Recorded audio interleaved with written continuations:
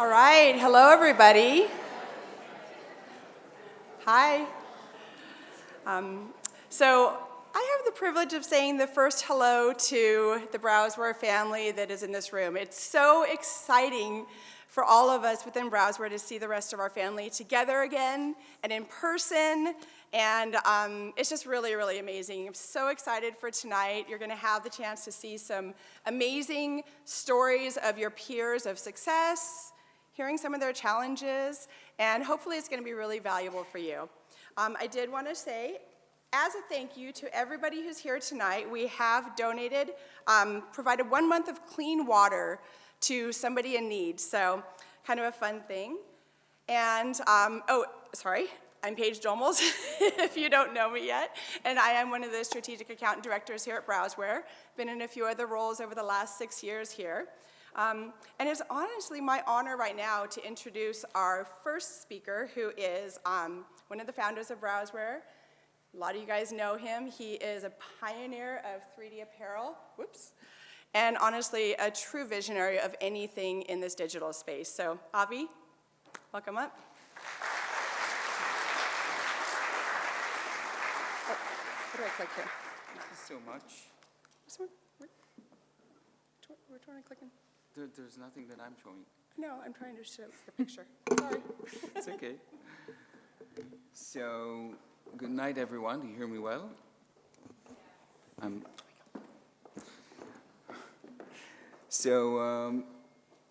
Good evening and welcome to the 5th Browzwear Night at FIT.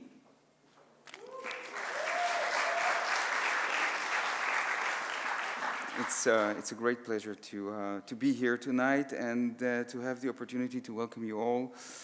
I'm honored, and we are honored to have such a distinguished group of people and guests, and we're super excited to share with you our passion and innovation and collaboration in the apparel industry. I would like to take a moment to kind of acknowledge and thank the speakers who are coming and all the way to spend some time with us and to share their expertise and insights with us. Your contribution to this event is invaluable. We're grateful for your support, and at Browzwear we firmly believe that sharing knowledge and ideas is what drives progress and innovation in our industry. And by coming together tonight, we are creating an opportunity to learn from each other, to network, and to explore the new possibilities. And putting aside whatever is written here, there is something that I wanted to share. I think that I've been in this industry for over, I think now 23 years, and I've been hearing the words digital transformation forever. And if you look at the, at the bell of segmentation, as we call it, of what's happening in the past few years. So 20 years ago, when I heard about that, we were really in the area of where only the technician people were the ones who were looking into 3D as the next thing, and it was really the secret of few people out there. And then it grew into another group of what we called early adopters. And so you would see more companies that have more people inside that can drive a whole vision on their own, just using tools like Browzwear. And now we're close into the place where we're coming close to what we call the early majority, when you'll see many more companies going into the digital transformation. And yet I think that nobody's really understanding today what is digital transformation. I think that many of you will see tonight bits and pieces of what everyone was able to do so far. And that was going to be super interesting, I assure you that. And we are all so amazed by what you guys are doing with the software and the solution. But having said that, maybe it's also important to look at what's really now changing the stage for everyone. So I'm looking at those few phenomenons like Shein, and like Amazon Fashion, and like Fashion Nova. And by no means I'm saying nobody here should become any one of those, but they're definitely showing a different way to the fashion industry. So when I talk about fashion industry, I'm talking about the tradition companies in the fashion industry. And you guys, you speak the fashion language. And whereas the other guys, the Shein guys and the Amazon Fashion, they are speaking first and foremost the digital native. For them, digital is the native language. This is their mother tongue. And only then they're fashion. And that brings them to a place where they can do things differently than the fashion industry. The fashion industry, on the other hand, can learn the digital language. You can actually, all of you, learn the digital language, and you're already doing that.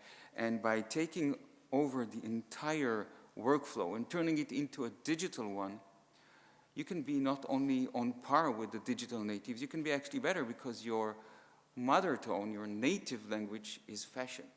And at the end of the day, we're doing fashion. So I think that if there's one thing that I would like you to go out from this night, is that to learn that digital language, you have Browzwear, and you have one each other, and it's for you to take. So have a great night, and learn.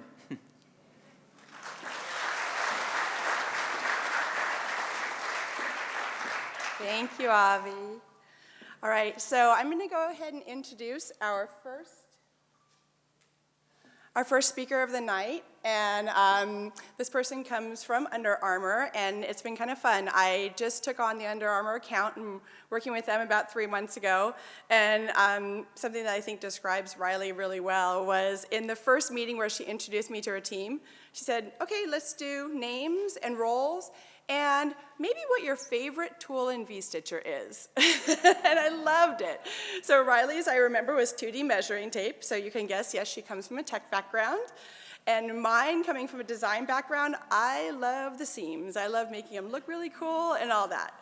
So I'd like to introduce Riley Price. She is the manager of digital product creation at Under Armour.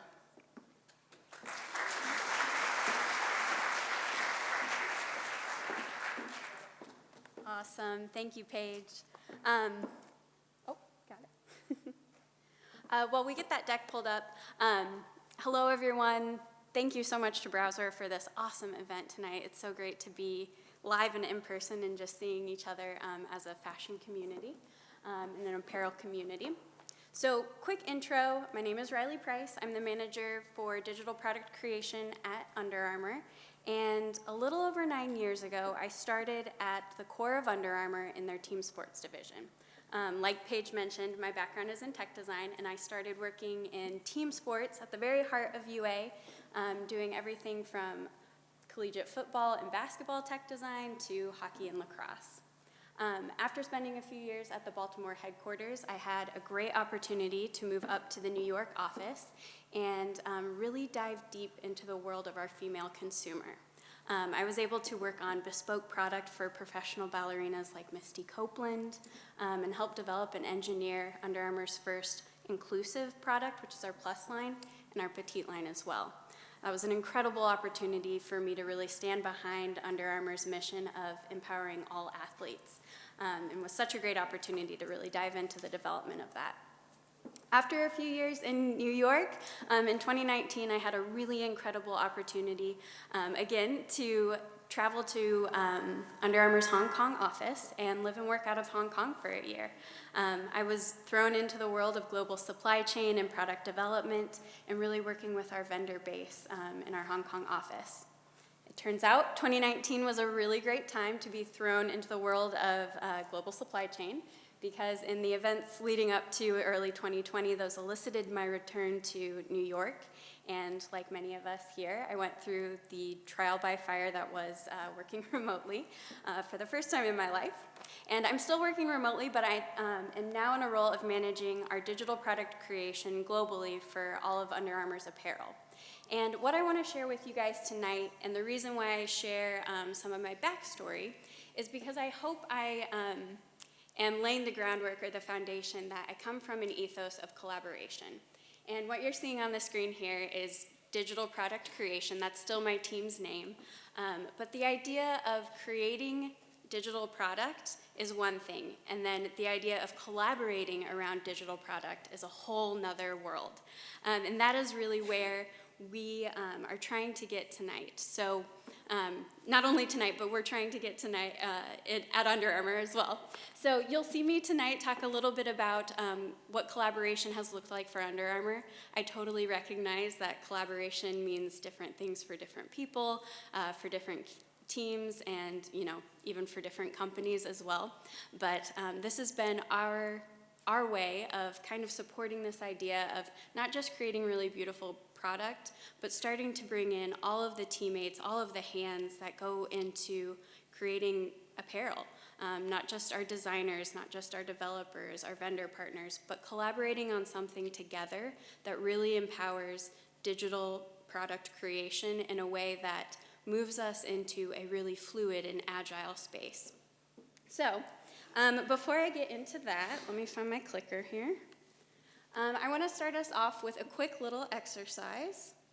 If you've ever seen an Under Armour presentation, this probably looks familiar, but real or fake, all of the images that you see on the screen, except for one, are all garments that have been created and rendered out of Browzwear. So take a minute. There's one garment that's actually a physical photograph. So take a minute, look through it, see if you can find the one that's actually the photograph. We've got a big enough group here tonight. I won't call on anybody and ask for guesses. But we ready? All right. If you guessed the brown button-up, congratulations. You got it right. Well done. All right. I've got one more for us. This is another exercise, and this is actually the first time I've done this exercise, so I'm really curious to see how it goes. But this exercise is all renders on our virtual humans, essentially, on our hyper-real avatars using hyper-real settings. So one of these images is an actual photo shoot in our photo studio, and the rest are created and rendered out of Browzwear.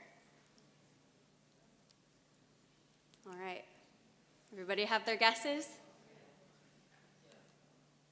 Okay. Mixed result? All right. Pretty good. Awesome. All right, so why do I even show you that? It's a fun exercise, but the whole reason I show you that is to really tell you about this first pillar in our collaboration journey. And to me, this is absolutely foundational. It's this idea of building trust. You might have heard the saying that trust is gained in drops and lost in buckets. That is so, so true for the digital world. The minute you have an uncanny or not quite right virtual sample and a designer sees it or someone from leadership sees it, the trust for that digital product creation plummets, and it's so hard to get back. So one of the things that we've done at Under Armour that's been transformational in our journey, and like I said, absolutely foundational, is for every single virtual product we have a comparison test with it. So we take a picture of that physical product whenever we get it.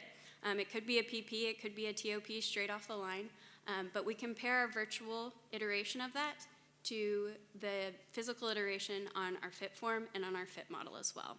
This has been a critical part of really building up that quality assurance and making sure that every teammate, from design to tech design to leadership to merchants to even our vendors, really trusts what they're creating in 3D. This is one of the reasons, too, that I love working with our partners at Browzwear. I know they also come from this ethos of really supporting the idea of trust. And they definitely have our backs with this, and I think it's something that we've really developed and calibrated along the way. The second pillar for us, and really another foundational part of our collaborative process, is supporting the foundation, empowering the people that really want to work in 3D. What you're seeing here on the screen is not only the tools that we use at Under Armour, but the tools that Browzwear has provided to us.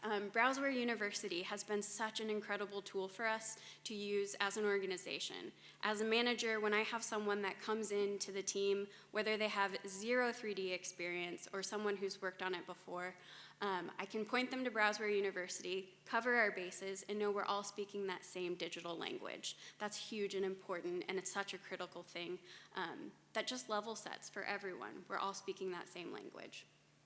Another key piece of our pillar and our foundation of when we bring people in to our 3D journey is the idea of helpful tools, and tools that are at your fingertips and make sense and can meet you where you're at. The Browzwear Help Center is the perfect example of it. I love it.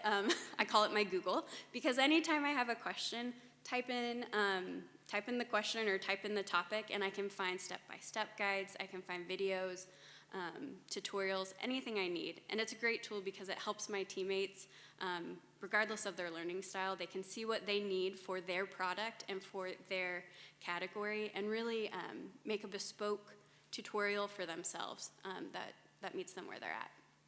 Another key thing that's been huge in our foundational support is our toolbox. We have a UA preset toolbox, and this has been a huge lift, but it's been an incredibly valuable tool, because no matter where you are on your digital journey, no matter where you sit on the globe, we're all pulling from that same toolbox. We're all painting with the same brush strokes, more or less. So we've got the color palettes loaded in, avatars, outfits. We know we can pick up where someone left off and use the tools that we're all trying to share across the enterprise. This next slide here really takes us more into that collaborative journey I'm talking about. We've really laid the foundation with trust in the tools that help our designers and tech designers and vendors all work and speak the same language. But what you're seeing up here on the screen is a real-life example of one of our product categories that has allowed us to empower a specific team's vision. So for our golf team, they don't create jazzy silhouettes that are full of volume or new cut lines or anything like that. They really play in iteration on print and graphic. So for them, working in 3D meant something very different than maybe our lifestyle team.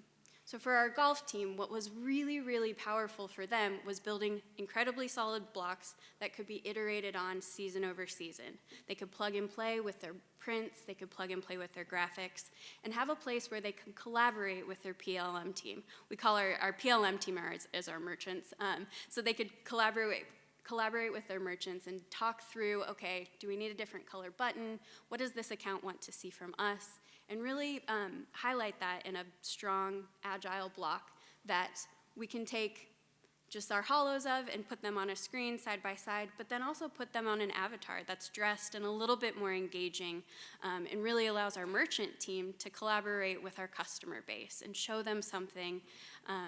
Is this what you want? Is this the vision we're after? Is this what we're going for?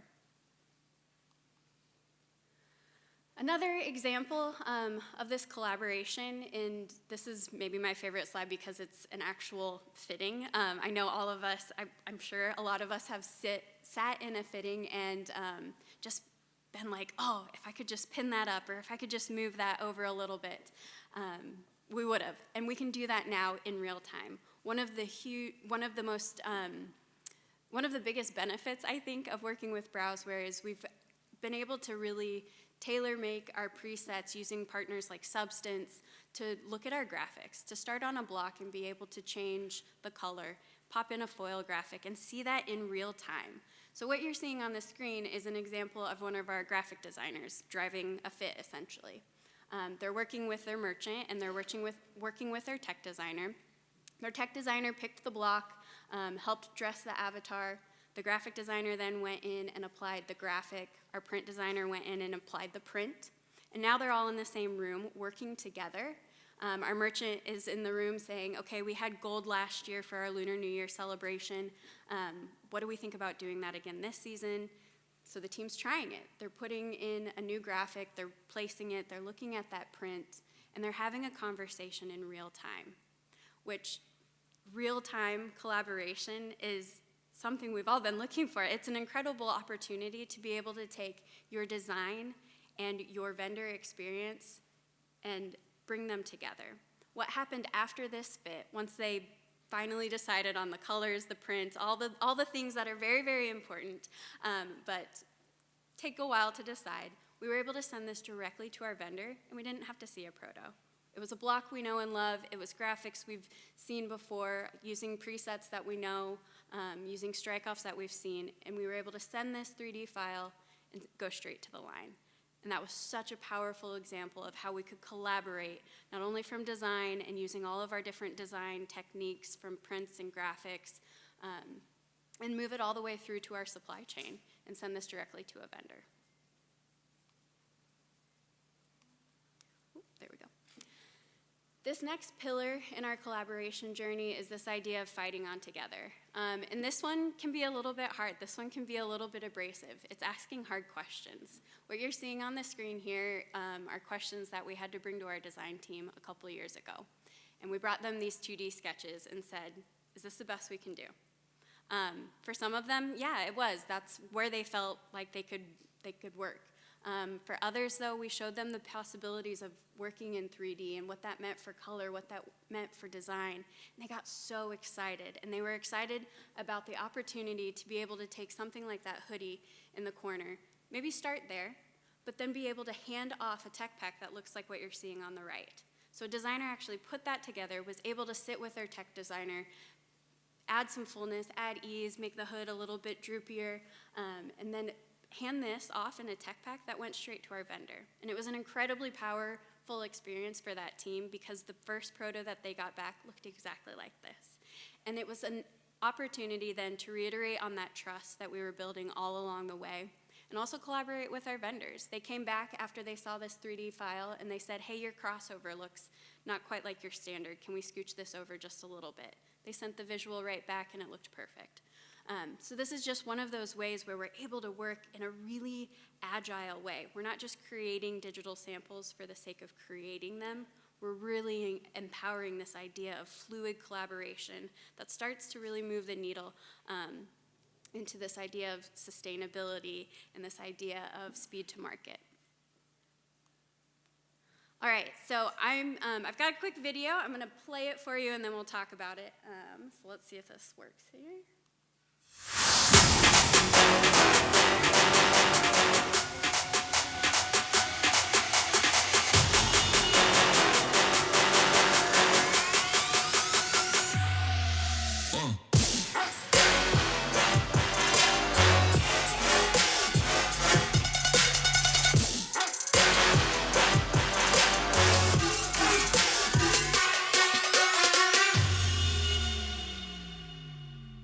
I'm not a jock, but that video always gets me really pumped up.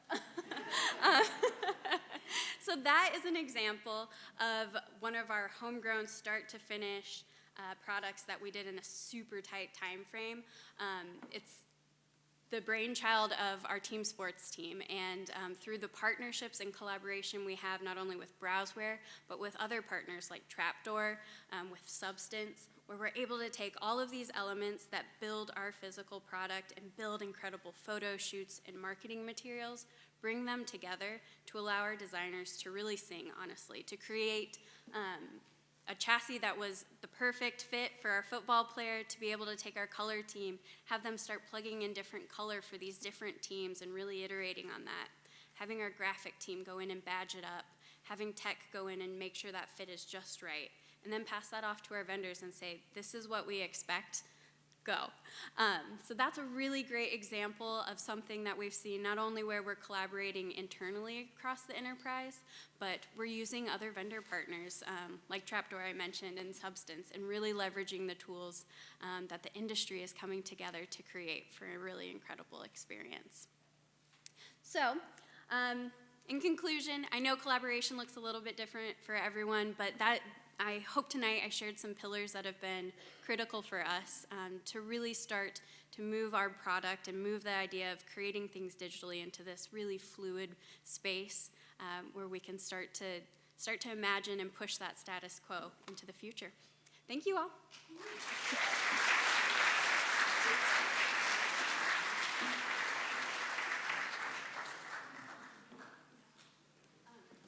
We've got a little bit of time. If there's any questions, I can take one or two, if anybody has them.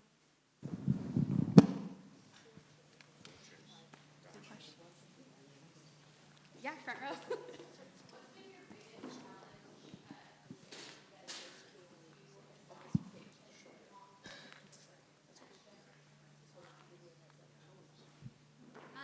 question was, how did we basically get our vendors onboarded into this new way of working with design? And it's a great question. I think the vendor support we have is incredible, and those relationships with our vendors are so important. And having some really open conversations with them about, okay, if you get this weirdo design 3D block, are you gonna know what to do with it? And actually trying some of that, like, hey, this is what design wants, but partnering with our internal development team and saying, okay, we've got some parameters and some guardrails around what we'll actually send to our vendor, because we don't want to add confusion, but we want to make sure we're using those 3D tools. So I think one of the key factors in that is just the communication with them, saying, hey, we want to try this, and working with flexible vendors. I think a lot of our vendor relationships, working with Under Armour, you know you're going to work in 3D, and they're excited by that, and so just partnering with them to make sure that we're sharing the load and we're sharing some of that work too has been a big part of that partnership. Awesome. Anybody else? All right. Oh, yeah.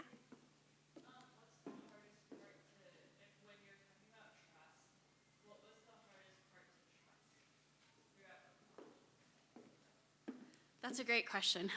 What was the hardest part about building trust, and what's the hardest part to trust? Everything. I think every team and every product category, if you're a designer, it's trusting that your design intent is being conveyed. If you're one of our 3D material artists, you literally want to make sure that that drape feels right. You're scared that it's not going to have the elastic properties that you've got, or that you're envisioning. For tech, you're nervous that, hey, when you get that in there the first time, is it going to fit terribly and you're going to have to start all over? So each member of, we call them our pods, each member of those owners, from design to tech to development to vendors, they all come to the table with an element of needing to see digital being proven out for them. So we've had to approach each and every category and really go through it. So with materials, it's, laying materials over 3D balls and then looking at them physically and making sure, yeah, that's exactly right. Using technology, partners like Vizu to make sure we've got the right material settings in there. And then I think, honestly, it's a lot of work, but it's important work. It's taking those digital samples and comparing them to the physicals and being able to say, that doesn't look quite right, we need to go back and work on that, or, yeah, we've got a great match, let's keep blowing that out. Yeah?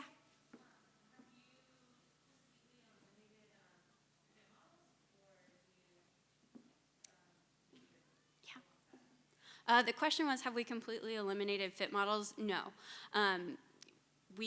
Our end product is product that we all have to wear and move and feel good in, so that's still a key part of our process. We've drastically reduced the amount of samples we have, and we've really looked at how we sell samples too. Do we need a stockpile of salesman samples that we've got thousands of, or can we just show things digitally? As far as fit goes, though, it's still really important to see what that looks like on an actual human and live model. So we usually get one kind of prove it out sample, essentially, fit that and make sure everything is good to go, and then we head to production. Great. Yeah, got time for one more. After 3 months of using it, how many team members are fluent? How many team members are actually fluent, like using Browzwear, designing data? Yeah, no, that's a great question. It depends on the user, and it depends on the product category. Our graphic teammates, they spend a day with my DPC team, learn the ropes, and they're pretty much off and running. It's an easy enough grasp for them. It's actually, they prefer working in Browzwear over working in AI because it's faster and they can iterate quicker. We've got teams like Braz and Seamless that still struggle, to be honest, and there's still some learning curves. They're seeing advantages, though, of working in 3D, and they're able to kind of take a hybrid approach where, they're still working in 2D and AI and really relying on some of those physical samples, but starting to merge in that 3D work. So depending on your product category, we're seeing you can be up and running in about a week, 2 weeks, and feeling pretty confident. And then if you're kind of starting from scratch, working on some more challenging silhouettes, after about 3 months, the level of confidence is higher, but you might still need some support. And that's where our DPC team comes in to help support some of those teammates. Great. Oh, yeah. Yeah. I have a question as far as your fit process. Are you using 3D in the live fitting to make any corrections or changes, and what does that workflow look like for you? Yeah, great question. Using 3D in our live fittings. Yes, we are. It depends, there again, it depends on the product. We make a lot of different products, so things that are very fit-oriented, and maybe we're at a first proto, and things just aren't looking quite right. We need to take it offline. In those instances, we'll mock up the 3D changes in our 3D software, take a look at the revisions, do some transparency views, and really dig into that fit, and then come back to the pod and say, okay, this is what I think we need to do. Can we validate this on 3D? Are we all on the same page? There's other instances where in a live fit, somebody, it'll either be the DPC team or one of the designers will actually make the changes live. So if we've got, for example, a seam that just needs to shift up and we're curving it a little bit, that's something the team can do live and in the fits and say, hey, is this what we actually want? Team can sign off, and then we're good to go. Thank you all so much. Appreciate the time.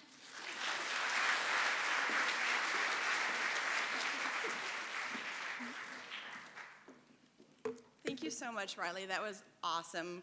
And I guess I should, the question that you said 3 months up there, I should probably level set. I've worked with this team for 3 months, but they've been with Browzwear for quite some time. So all the amazing things that you're seeing in here, it takes some work, and they've really put in, and that's where they've gotten to this success level. So next we're going to have a panel, and I'd like to introduce Michael Ferraro. He is the, let me get your title right, Executive Director of the DTech Lab right here at FIT. So FIT has been a fantastic partner to Browzwear. Thank you. Thank you very much. And wow, look at this, humans. I love that. Where feels a little almost normal. Switching over to our new deck.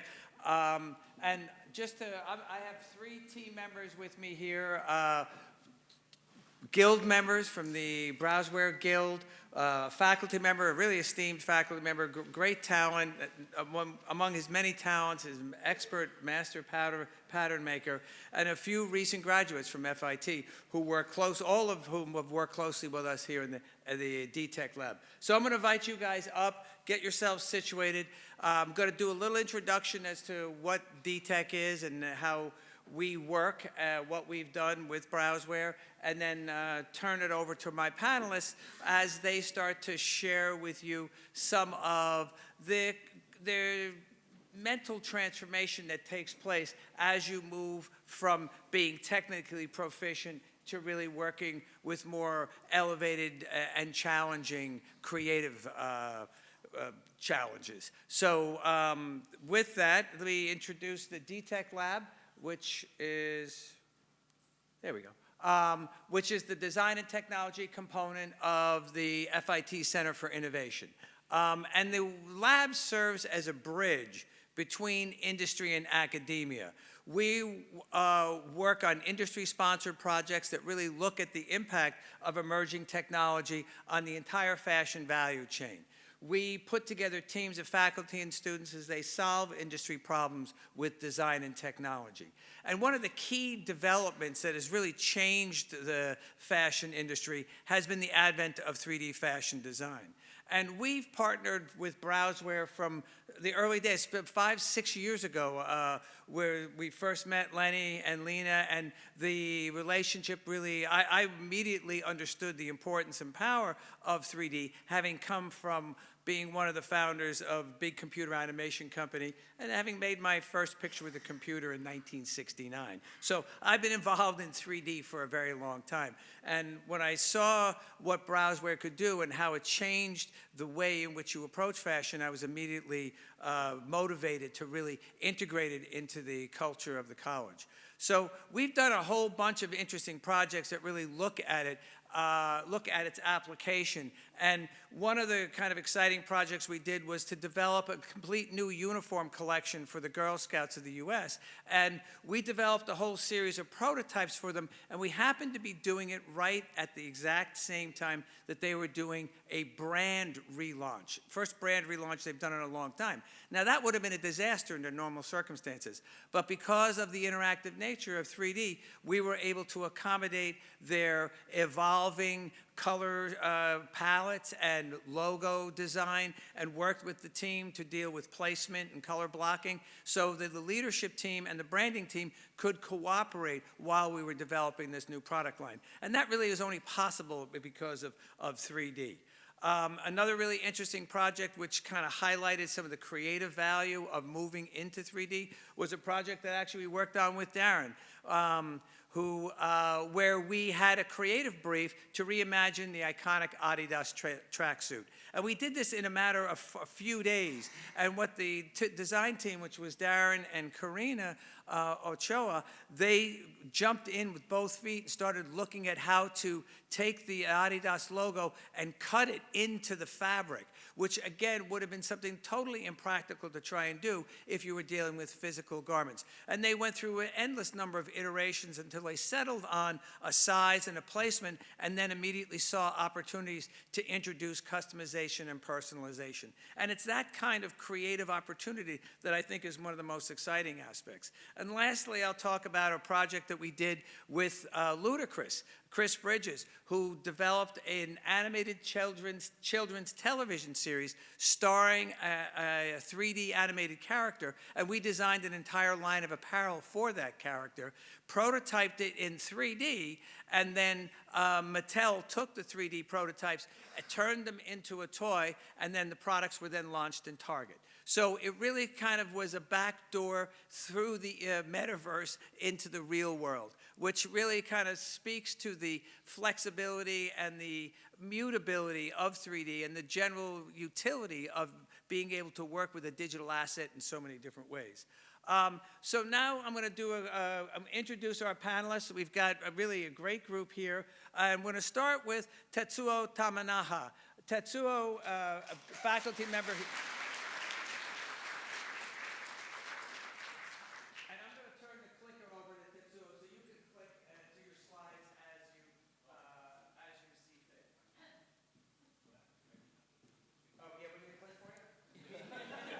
To focus. Hello, nice meeting you. So, yes, so many years ago when I was in graduate school, my graduate thesis was about survey of historical costumes, particularly in the patterns and construction technique used. So since I'm teaching here now, so I like to continue my research. So last year I sent my research proposal to FIT Museum.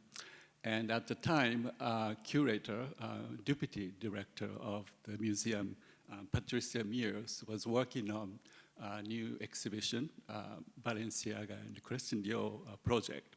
So I was asked if I were interested in a collaboration. So of course I said yes. So originally I was asked to create a pattern and then replica of the 3 garments they selected. And one of them was a Balenciaga's taffeta dress from 1960s. So because of the fragile state of the garment, I was only allowed to take measurements and then photos. So I took hundreds of photos and took measurements. And then I achieved that. I tried use a draping technique to achieve the look. So after 3 trials, I felt comfortable, like you can see the picture. And so I finished the draping, and after that, I digitized the draped pieces and then turned into digital patterns. Then after that, I created all the pattern parts and plot the patterns and then finished the muslin samples and displayed in the museum. And then at the same time, I also export a pattern into 3D, Browzwear 3D. And then, so I tried to do a 3D simulation, which was the hardest part. And it took a couple of weeks and many simulations after, because this very complex nature of the construction with the inside structure, and also inside the piece comes outside and then twisted and so. So anyway, so finally I felt comfortable with simulation. So that's how I finished. And then yes, so the pattern parts so this is that finally we decide also to do a little bit of movement, because I think that beauty of a garment can only be appreciated when it's worn and the wearer moves around. So this 3D Browzwear 3D animation feature actually revived the historical garment in a digital environment. So it was great too. So that really is a great demonstration of getting into couture, vintage couture, and really exploring the power of 3D to visualize it and experiment. So thank you, Ted. And next we'll hear from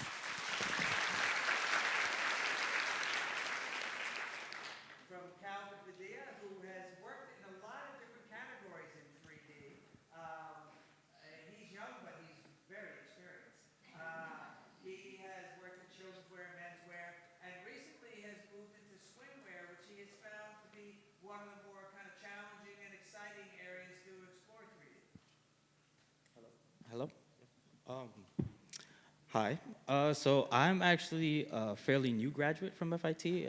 I graduated during COVID, and I was blessed to be taught by Professor Tamahana in pattern making, and I strongly believe that a 3D artist or 3D designer needs to know a wide breadth of skills in order to achieve any success. You need to know Illustrator, Adobe, Blender. All these skill sets really are needed to achieve any kind of digital twin, which is what I've been obsessed with since I learned 3D. Being able to work with Browzwear in the DTech Lab, MLB, Calvin Klein, Garin, Walmart, and now Swim in Target. I find swimwear particularly challenging because you need all the design sets that you learn in school. You need to know how to shear, you need to know how to smock, you need to know how to drape, you need to know how to use trim properly, you need to know fabric elasticity and all kinds of these things to achieve a perfect bra, which is a very complex piece in design. We have a shirred top here, which is something that you need to hit landmarks in order to create the bust, and it's something that I find challenging because I'm trained in menswear, and to accentuate a woman's body properly, you need to know all the components. So achieving that in underwire and things like that in 3D is actually kind of tough, because if it doesn't look right, the sample won't look right, and no one's gonna buy it. We can move on to the next slide, and this is basically what a swimsuit pattern might look like in 3D. And you have to adjust it, you have to fit it properly, it has to have the right pressure maps, and it needs to fit snug in order to look proper. So yeah, my journey in 3D has been testing, and swim is something that I enjoy because it's challenging. So yeah.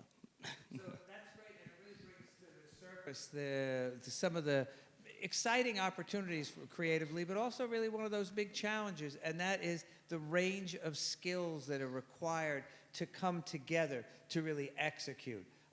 And not only execute from a pattern and technical perspective, but in terms of the way it's rendered, the way fabrics and materials are represented. It's not just a texture map or a photograph of the material. It's got to have shader networks built on top of it so that it renders right when the light falls off the primary axis. And those sorts of techniques are techniques that designers are beginning to embrace and incorporate into their repertoire of skills. And that brings us to Darren, who has been exploring knitwear and trims and how important it is to get that right. Hello, everyone. So my name is Darren, as Michael has just introduced.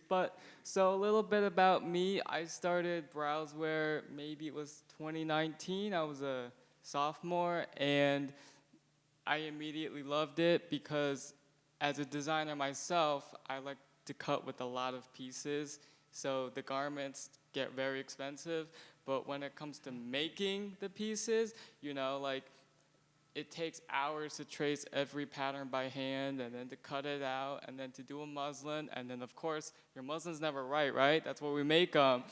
So then the great thing about 3D is you can make 1, you can make 10. The pattern doesn't change, but it just evolves. And I think that's a big thing about why I embrace 3D so much, because it just gives you so much time to experiment and to test and to, you know, tell yourself it doesn't have to be perfect the first time, but at the end, it will look perfect, right? So I was at another company before, and we were mainly focusing on wovens, and so when I saw the opportunity to do knits, you know, I specialize in knits myself, and in my head, it was always a struggle of, okay, well, we don't have all the fabrics necessary to make it, or like, knits are very customized. You have cables, you have different stitches, and that's part of the fun. That's retrieving it, putting it into Photoshop, getting it right, and then making it presentable to everyone so that everyone's looking at what you're looking at, because the whole point of 3D is to unify everything. So what we do at major labels, we do a lot of Christmas sweaters, and this is an example, and I like to focus today on certain things. So we can go back to the previous. So this is a drink pocket sweater where, you know, like you can put a can of beer in that pocket. And our menswear designer craftily put it where the pocket is actually that rocket ship or UFO. It's hidden sneakily. And when it comes to sweaters, you know, there's a lot of things that go into a sweater. Making a sweater look like a sweater in Browzwear also is a challenge, because you have to take fabrics that are sometimes used for cut and sew, and you have to pull it out a little bit, you have to relax it, you have to make it feel natural, as if you would want to be in that sweater. And that's where styling comes into play, because when you make a sweater pattern, traditionally it's more rigid because you knit in a grid system. But when you're talking about Browzwear in 3D, you have to sort of exaggerate a little bit, because you want that shape to look just like a sweater sleeve in real life, and you want the customer to feel, oh, yes, that sweater is the sweater that I want to wear. So sometimes you have to take your liberties as an artist, which is why, you know, being a designer, you have to be creative, and you have to really show what other people what you're envisioning. And when it comes to Christmas, there's a lot of trims that are involved with your sweater. You know, this one we have pom-poms, we have some jingle bells to make it feel festive. And in order to get it to feel like you're right in front of that sweater, you want to touch it, back then we used to use images, but we felt that using images alone for something that was in 3D to represent a pom-pom or a jingle bell, it felt counterintuitive. Why are we using 2D to solve 3D problems? And a solution to that I discovered was using Blender and creating the trims myself. And I know a lot of you, like, 3D might be scary, and you know, I had felt comfortable working in V-Stitcher, but even myself, I was sort of scared to branch out into more traditional 3D, which is actually just creating geometry from scratch. But I just felt like, if we go to the next slide, that if you take the time to experiment and sit and troubleshoot with your geometry, and you export it out, and once you bring it into V-Stitcher, that your sweater comes alive, you know? Like, if you look up at the pom-pom, it's like sticking out at you, and it has a little fuzzy texture, and that the jingle bell is shiny, and it's also popping out. And I think that's what takes your garment to the next level, because, you know, people that you're selling to, if you're sending an image, they're not there with the sweater necessarily, but if they see something that's sticking out, you know, it might gravitate more to them and take your garment to the next level. And this is just like the workflow. There's a lot of artwork that goes into sweater making, because you have fair aisles, and then you have the actual design that's incorporated into with the fair aisle. So you have to pick your battles on what things you want artworks and which ones you want put into fabric, because the more artworks you lay, the harder it is to change around, and you want to always be working in a way that you don't confuse yourself and you don't confuse everyone else. It's always, line of communication is very important in 3D, because even if everyone has their own way of working, you share your files, and that's the point. So we always want to be working in a way that everyone is clear. So next slide. And so this is the physical. So you can see that the physical and the 3D look quite similar, and that's always our goal as a 3D artist or designer, is to align physical and virtual. So, Darren, that's great. And I really, you touched on some really important parts of making that garment believable and the skills that are required to do it and how important it is to do it. Because as we talk about change management, which is really the hardest part of integrating 3D, convincing the creative directors that this really is real is such an important part of doing that. And this kind of fabrication is challenging and really requires a effective dimensionality in order to be convincing. So I appreciate you providing this as a good example. Now, really, I guess the next question for the panel is, what do you see as a creative horizon? Where do you want to actually push the process of creating garments now that you've kind of mastered some really broad skills? And I'll start with Ted.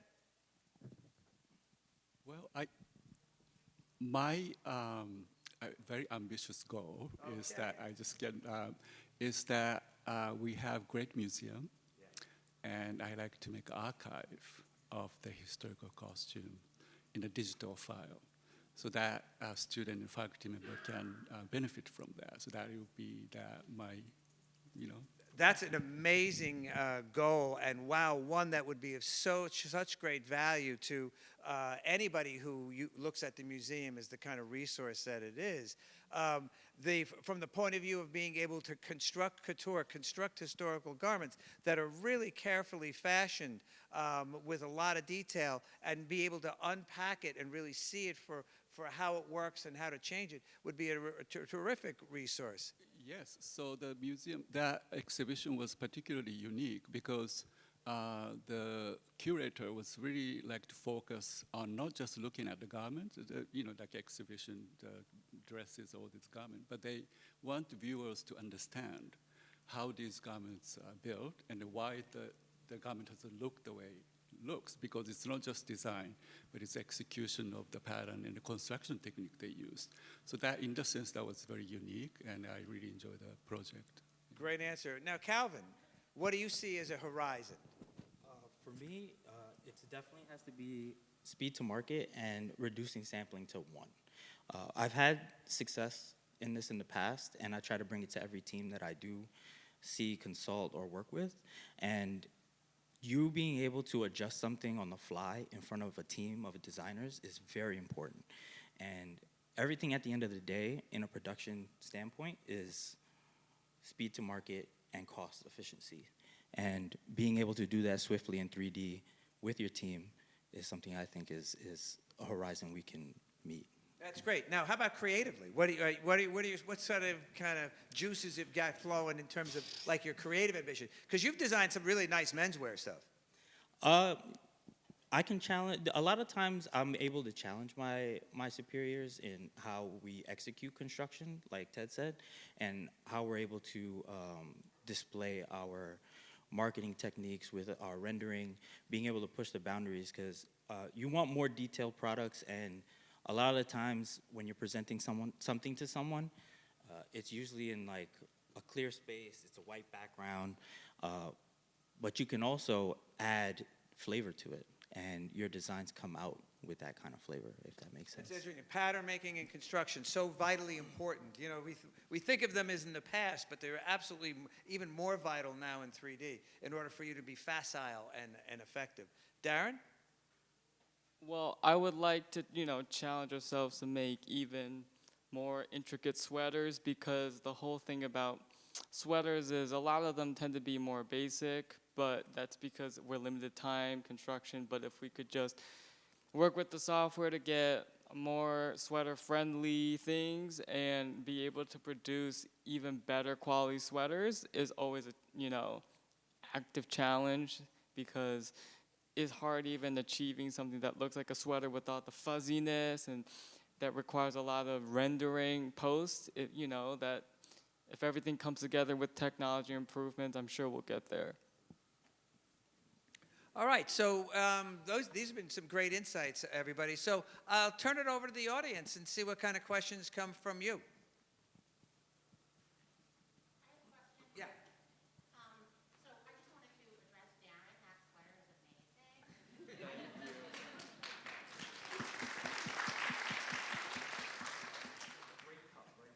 I work in Bee Stitcher all the time. I only do cut and sew and woven, so I'm very, I have a couple of questions about the sweater. My first question is that a full fashion sweater? We do full fashion, and this is a fully fashioned sweater. So you're making a pattern in Browzwear, but it's not really the pattern? Like, how does that work? Correct. So, if full fashion sweaters are traditionally knit on stole, so what we have to do actually, yes, is we have to get the tech pack from the designers and then make it to spec, and then the factory themselves, they will knit their own sweater. And when we get them, we always compare our patterns to the real physical, because again, we always want to be showing the same thing virtually or physically. Okay, so my other question is, how do you get it to look like a sweater? Like, did you really scan in a sweater, or are you using some other fabric and just applying the visual of the knit? So it really depends on what process you are in at that time, like timeline-wise, because a lot of times we have to work with the artworks the graphic designers provide us, and we can utilize the show underneath texture that the fabric comes with, that feature. If you put your artwork over, you can have the textures show underneath. And sometimes it's about finding the best resolution image online to then match what you have, because luckily with knits, you're referring to the stitch construction. If you can get that stitch in a high quality, you can scale it down, you know what gauge you're working with, then you can scale it down.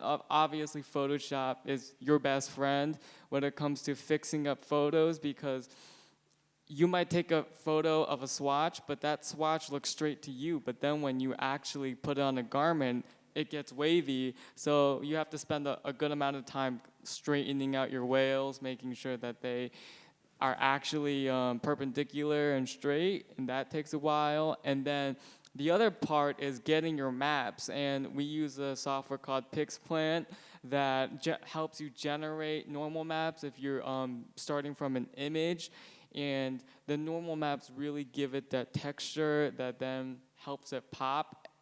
And obviously ray tracing your renders will always give you that additional layer of shadows and shading that really makes a sweater feel more like a sweater.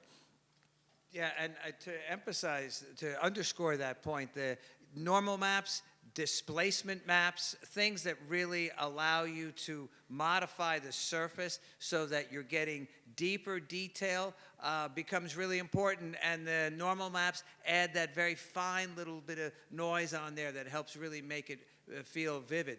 But that's where I keep talking about going into that stage of engaging with the final rendering through a series of texture shaders becomes one of the important challenges and important skills that really are required to take it out of the designer's sort of workbench and start to move it into the merchant's merchandising environment where you're really presenting it.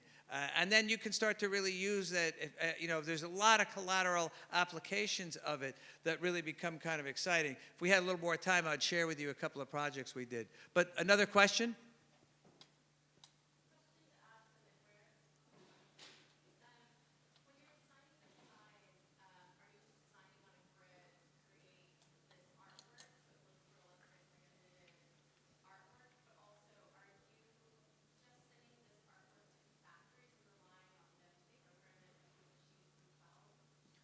So we're lucky enough to have a graphics team that covers a lot of they do the primary designing of the sweater, of what's going on the sweater, and they will CAD everything in Illustrator.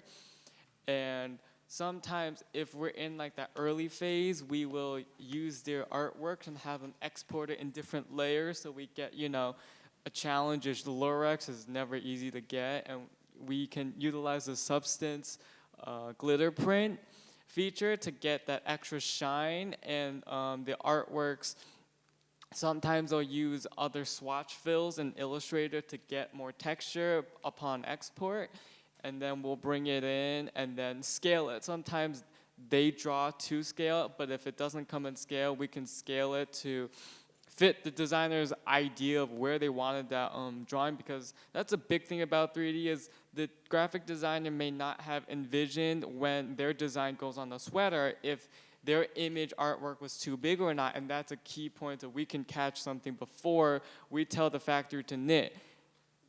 So that's great. So I think we're out of time. Everybody's coming at me. So thank you all.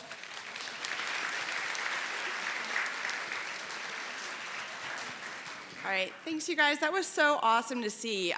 So now I would invite everybody to go ahead and go back to the Great Hall. We're gonna have some light dinner appetizers, some drinks. You guys, I really encourage you to mingle with each other. You have some great minds in here. Have fun, and then we'll come back with some more speakers later. Is the center of the world. Latitude 0.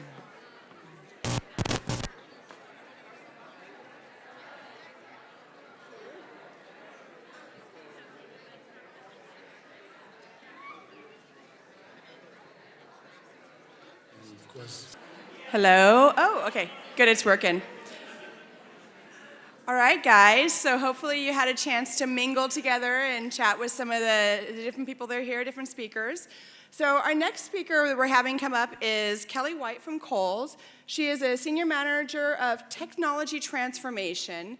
And one thing I love about Kelly is I feel like Browzwear to me is all about people, and Kelly and I have never actually worked together except for a small time when I covered for another colleague who was on maternity leave and working with Kohl's.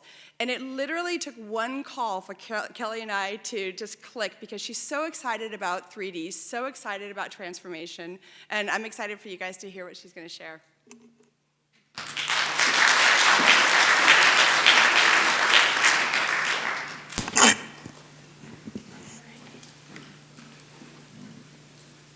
Thank you for that lovely introduction, Paige. I really appreciate that. And I agree. And everyone else, hello. Thanks for coming tonight. And thank you so much to Browzwear and FIT for putting on an event like this. It really is great to get together in person and share stories and, make things better for the industry.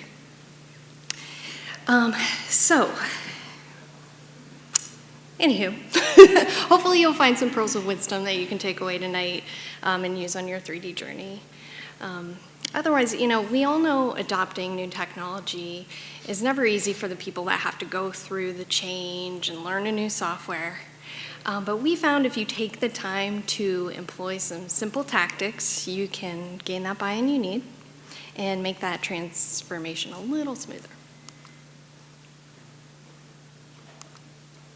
Okay, so before I get to the good stuff, I just want to set the scene for those who may not be familiar with Kohl's as a company. We're a leading omni-channel retailer with over 1,100 locations across the country, and we're committed to inspiring families to lead fulfilled lives. And we do this online and in-store by providing amazing brands, incredible savings, easy experience, and by giving back to the communities that we serve, resulting in over $750 million in support since the program's founding. And as I mentioned, we have amazing brands, and they're focused on the active and casual lifestyle.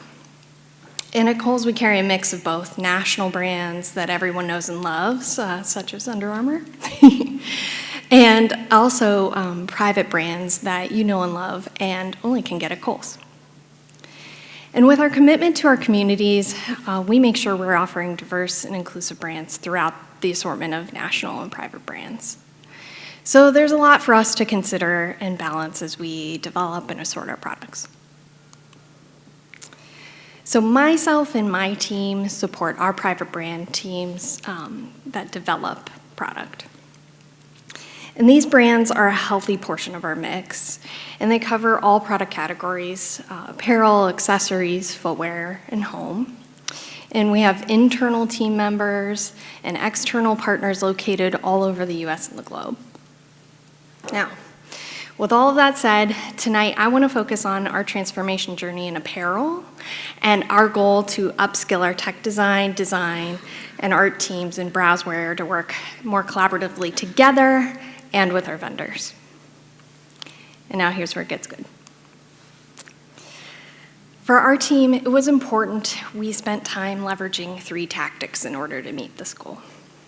The first being understanding.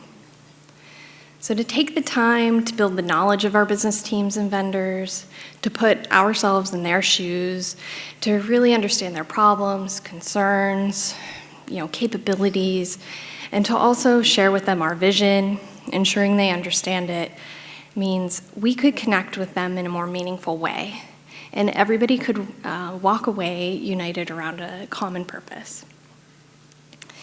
Now, let me take you through some of the problems and concerns our business teams and vendors faced. For technical design, the need to have easier and broader access to 2D tools for pattern adjustments was very important. The team wanted a solution that was easier to use than the current one they had, while also offering all of the same key functionality. For design, they wanted to make sure that anything that was created in the 3D software was as close to physical as possible for material and color. And for our art teams, they needed a way to show variations in print and pattern scale to their design, merchant, and vendor partners, which had become increasingly tricky as we were all working virtually. And then, all of the teams expressed the concern around workload. How can a solution help them ease the amount of work by allowing more effective communication without necessarily taking more time than it currently does? Or at least, minimally the same amount of time. And then on the flip side, our vendors, they were concerned about if they make an investment, will Kohl's be committed? Especially for those vendors who had not yet invested in Browzwear or upskilled their own staff and recruited to have more staff to appropriately support our initiative. Now, with the understanding of all the challenges we faced, we took care to really think through our solution, our rollout, our communication, with an aim to keep things as simple as possible. For us, this meant not overcomplicating the workflow with multiple tools. And so based on all of the needs of our business teams and their limited bandwidth, we decided to move forward with only Browzwear. And this decision enabled us to keep the teams focused on learning one solution. It avoided them feeling overwhelmed by having to learn 2 or more different ways to create 3D models and remember the reasons why they would or should use one tool over the other. And it also avoided them having to give direction to our vendor partners who had multiple tools, like which software they should be using when they sample for us. And this also extended to our team. It meant that we didn't have to create multiple material libraries to satisfy multiple solutions. Something that could have become increasingly difficult with the various private brands that we develop. And then beyond, just the selection of one 3D software, the simplification we employed went further into each of the business teams. Because Browzwear has both Loda and V-Stitcher, we were able to make sure that we streamlined our experience for each of those teams. And if you're not familiar with the two versions that Browzwear has, I'll tell you about them high level. So V-Stitcher, it allows you to use or to create 3D models, adjust patterns, and apply style lines, color, material, and print and pattern, amongst all the other fantastic things that it can do. Whereas Loda only allows a user to adjust an existing 3D model and just apply those style lines, materials, colors, and prints and patterns. So for our art team, we trained them in Loda since their need was only to see those prints and patterns and colors applied to 3D models.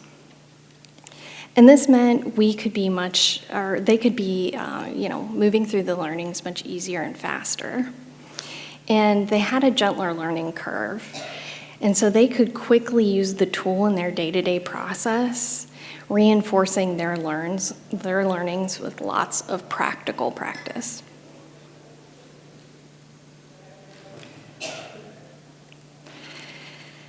And then for our technical design teams, based on the needs that they had in the 2D realm and the 3D realm, we were able to eliminate their existing 2D patterning tool. And again, keep them focused on using V-Stitcher because it could cover all the key functionalities of that current tool. And with Browzwear as our tool of choice, we were able to really craft clear goals for adoption, simplifying our message to our business teams and vendors. And we could speak clearly to the software's abilities, efficiencies, benefits, while also being able to speak about the time commitment that would be required from each of the teams to upskill.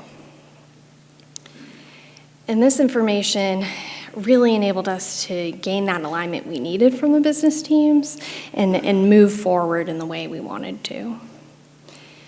And then in turn, with that commitment, our vendor partners felt confident that we were coming in, we were all in, and they made the investment. And speaking of our vendor partners, that brings me to the third tactic, partnering with Browzwear. So our Browzwear partners were critical in enabling our teams to adopt the tool. Browzwear worked with us to understand key functions our business teams needed, and they walked us through each of the solutions that they had to address those needs. And in particular, these functions like walking a pattern, slashing and spreading, and adjusting or seeing original pattern lines against the adjusted ones were easily executed in the tool. And this meant our tech design teams could rely on this tool for their core functions, and then also easily see how their patterns, as they change, translated into the garments by creating 3D models. Browzwear also collaborated with us to build a training tailored to highlight these key functions important to our tech design teams. And while also highlighting how the software can encourage creativity, amplify that collaboration, and improve communication within their process. This resonated so well with our tech designers. They were eager to jump into the 3D training more deeply and were able to incorporate 3D anywhere they could in their daily workload. Our Browzwear partners also listened to our feedback when we asked for Browzwear University to be opened up.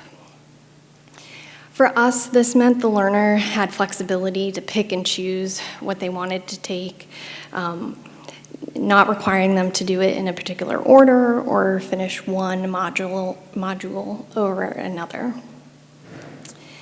And this allowed our team to be strategic with what modules the team members would take. And we outlined a path that ensured they weren't expending any extra time or energy doing anything or learning anything that was not essential to their role or function within the process. And this approach, it helped calm those workload concerns that they had. And it gave them that confidence to change how they were working with our vendors. So using the 3 tactics, we were able to upskill all of our apparel TDs and artists, and at this point, about half of our designers. Our vendor partners that had not yet purchased Browzwear have now, our key vendor partners, I should say, that have not yet purchased Browzwear have made that investment and upskilled.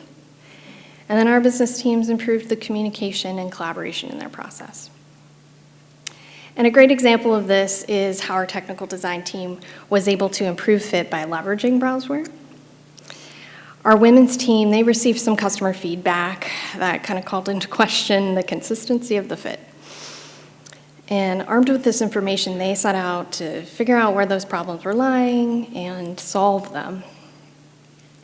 This time, however, they had Browzwear as a secret weapon. And using the 3D models, they could look at the grading across every size in depth. And if you all are familiar with the fit process, if we tried to do this in the physical world, it would have been nearly impossible. I mean, we would have had to get fit models for every single size. We have a pretty wide size range that we offer. And you, in person, would have a hard time seeing those changes visually across all of those fit models.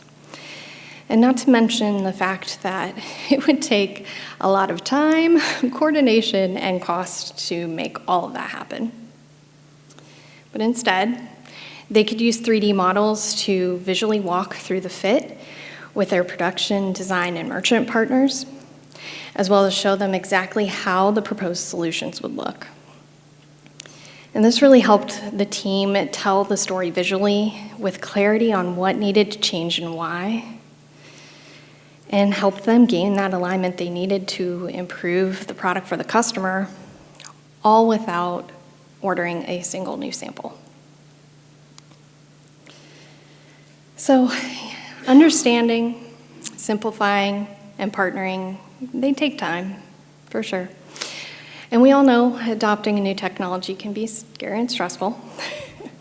But if you invest the time in the people that are going through the change, you'll find it pays off, and pretty soon you'll be rolling out success.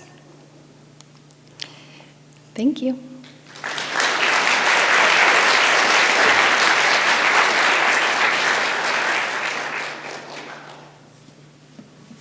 In this question portion?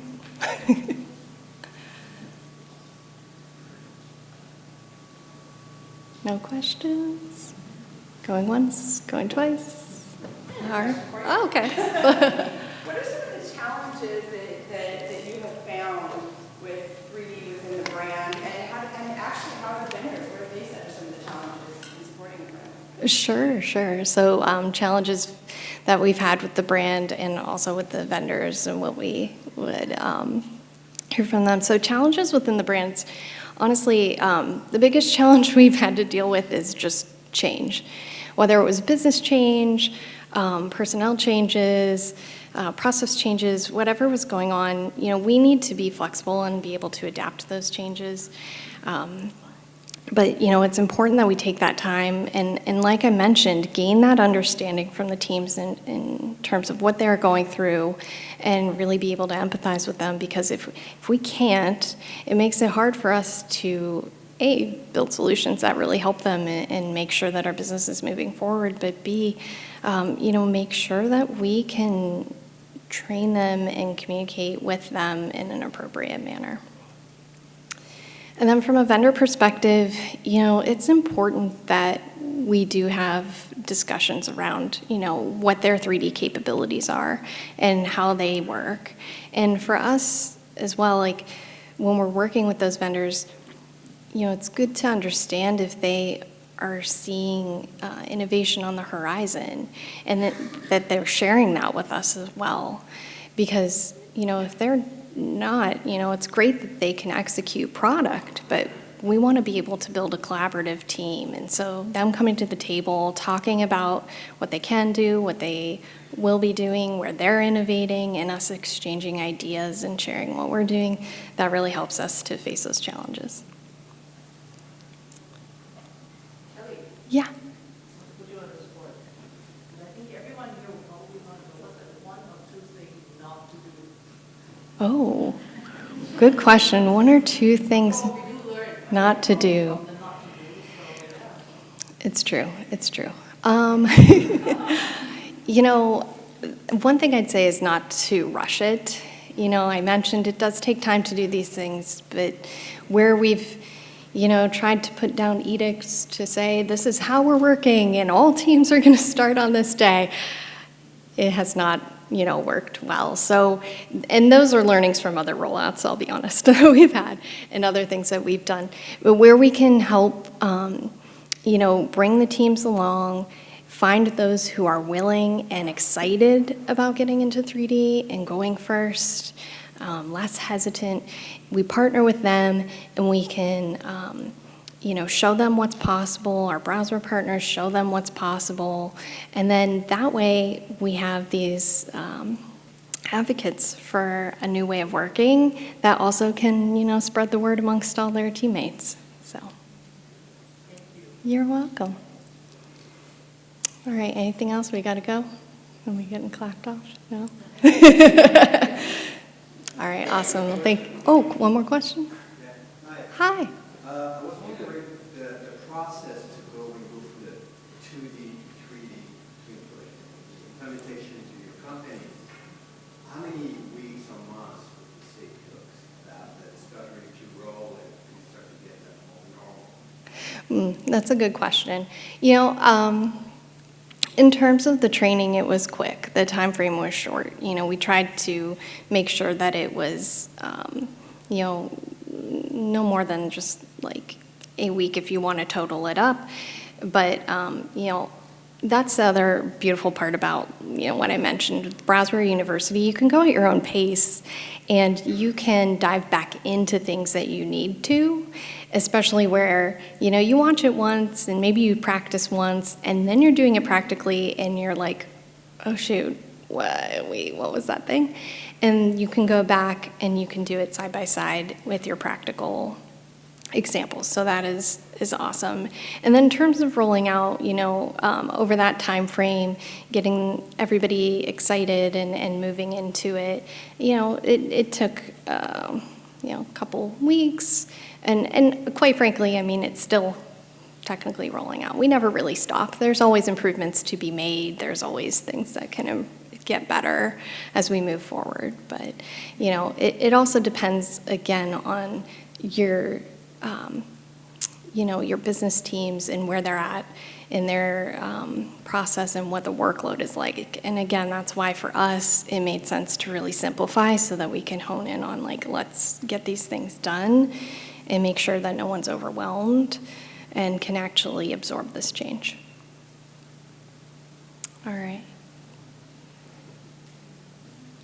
Okay. Cool. Thank you, everybody. Have a great night.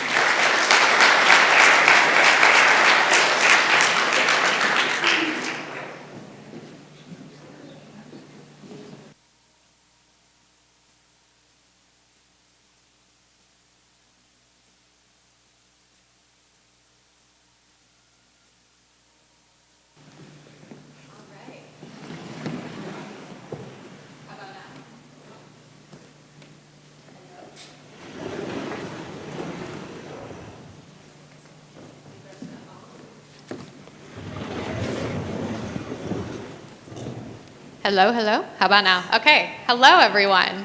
Fantastic. So my name is Jamie Campbell. I am a strategic account manager here at Browzwear, and I will be leading us into our next panel. So I'm going to go ahead and invite our panelists to come up here and join me on stage. Everyone, let's take a seat.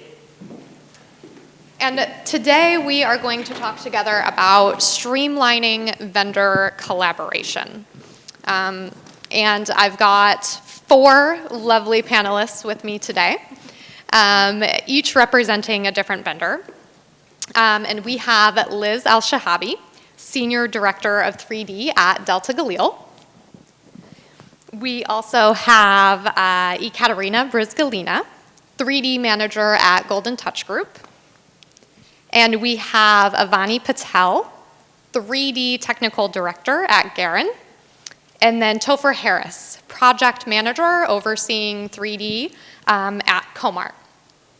So thank you guys for joining us today.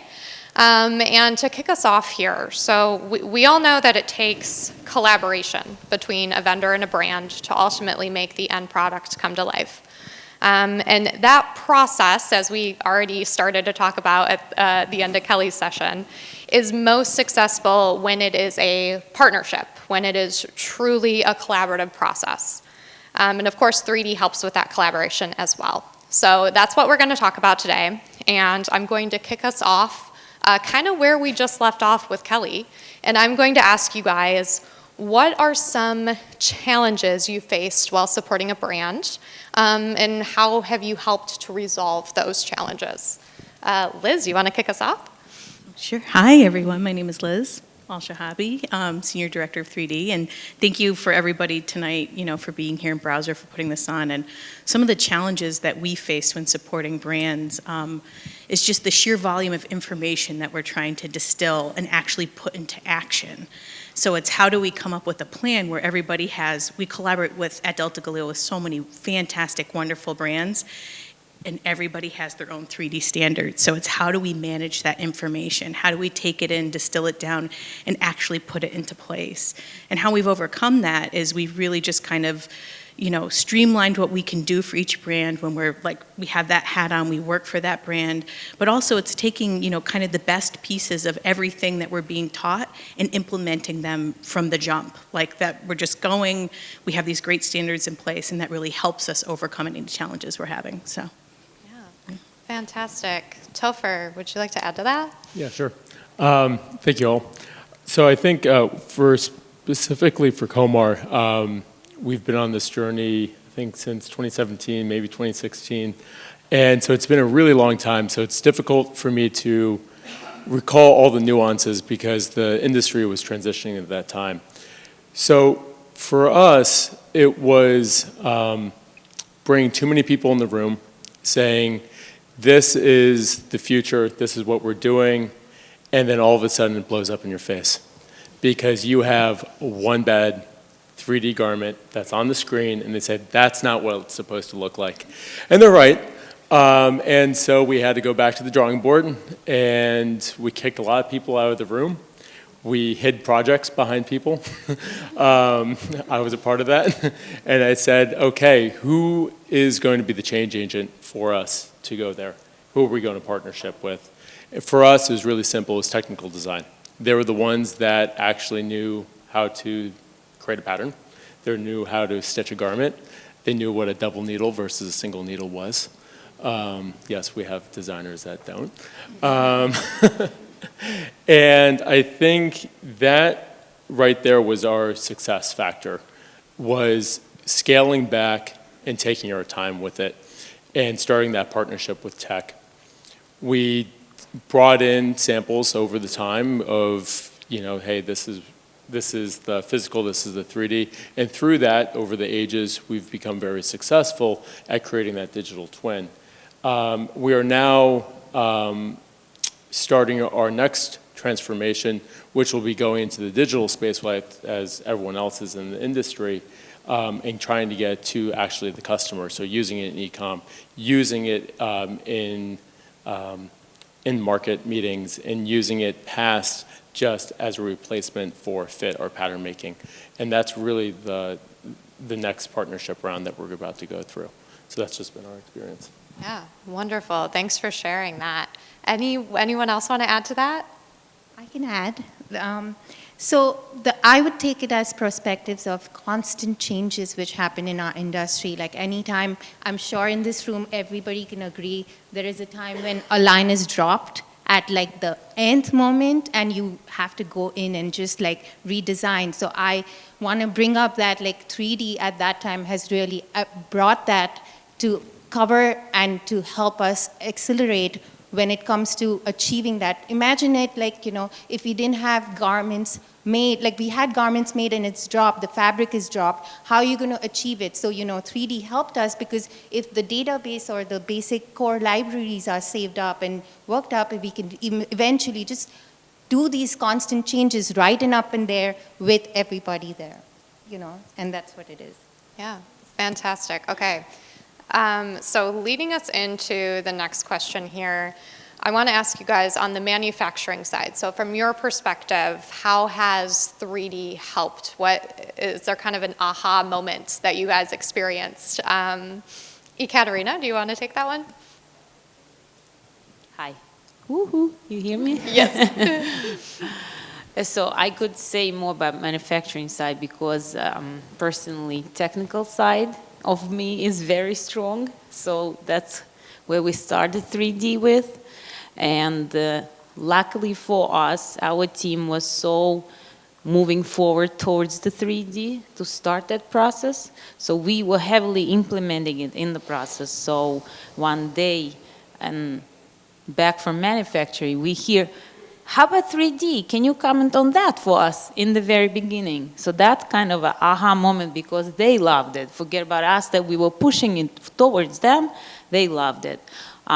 It helped very much from that side because let's say it's a category that the exact form is not available at the factory. What do? You want to see at least something. You want to see something closer to the measurements that you're seeking for, and that's where Browzwear stepped in with our own avatars, not only brand avatars, and that also was a great experience to see that it worked. The garment that we received only with 3D fitting, actually it was better because we already fit, let's say, base for whatever Missy or Junior, but then the plus was happening with that, internal creation. What can we do to move it forward? And we were very much surprised and happy with that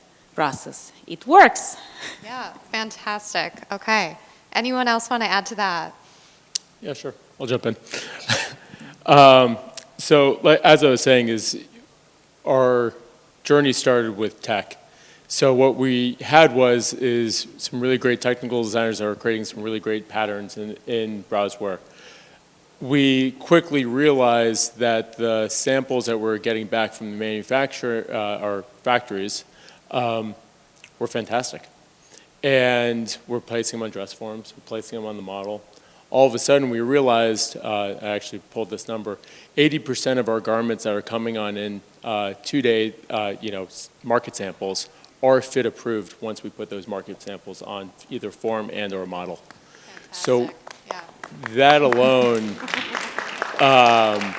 has a tremendous amount of savings internally in terms of a cost standpoint, but as well as partnering with your vendor.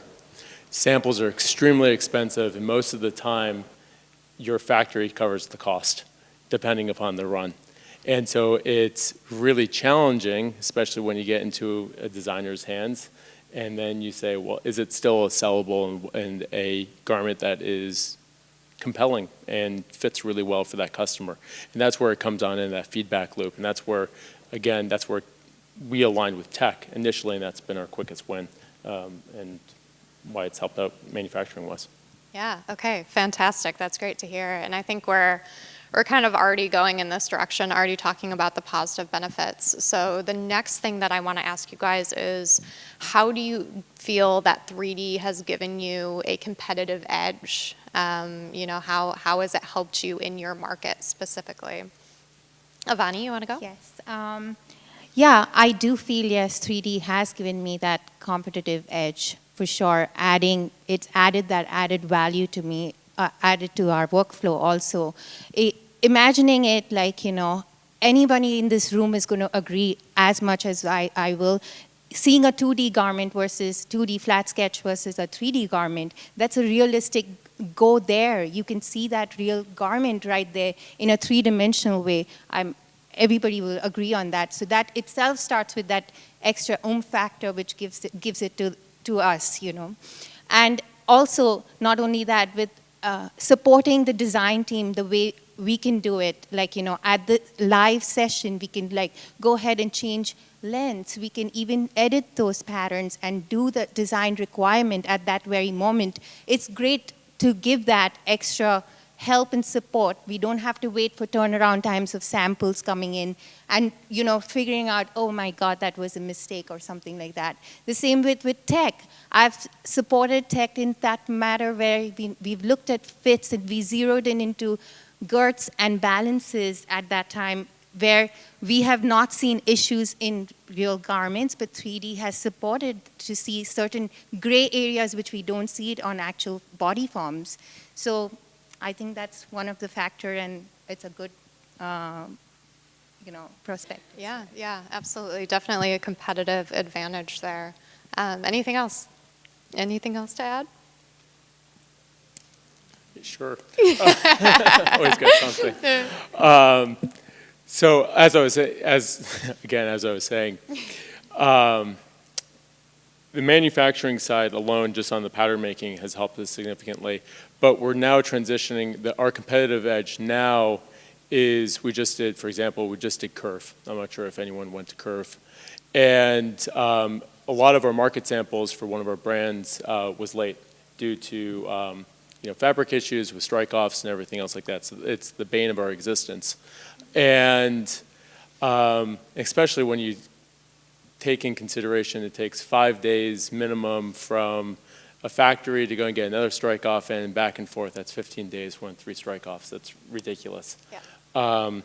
So anyways, what happened is we did not have the market samples.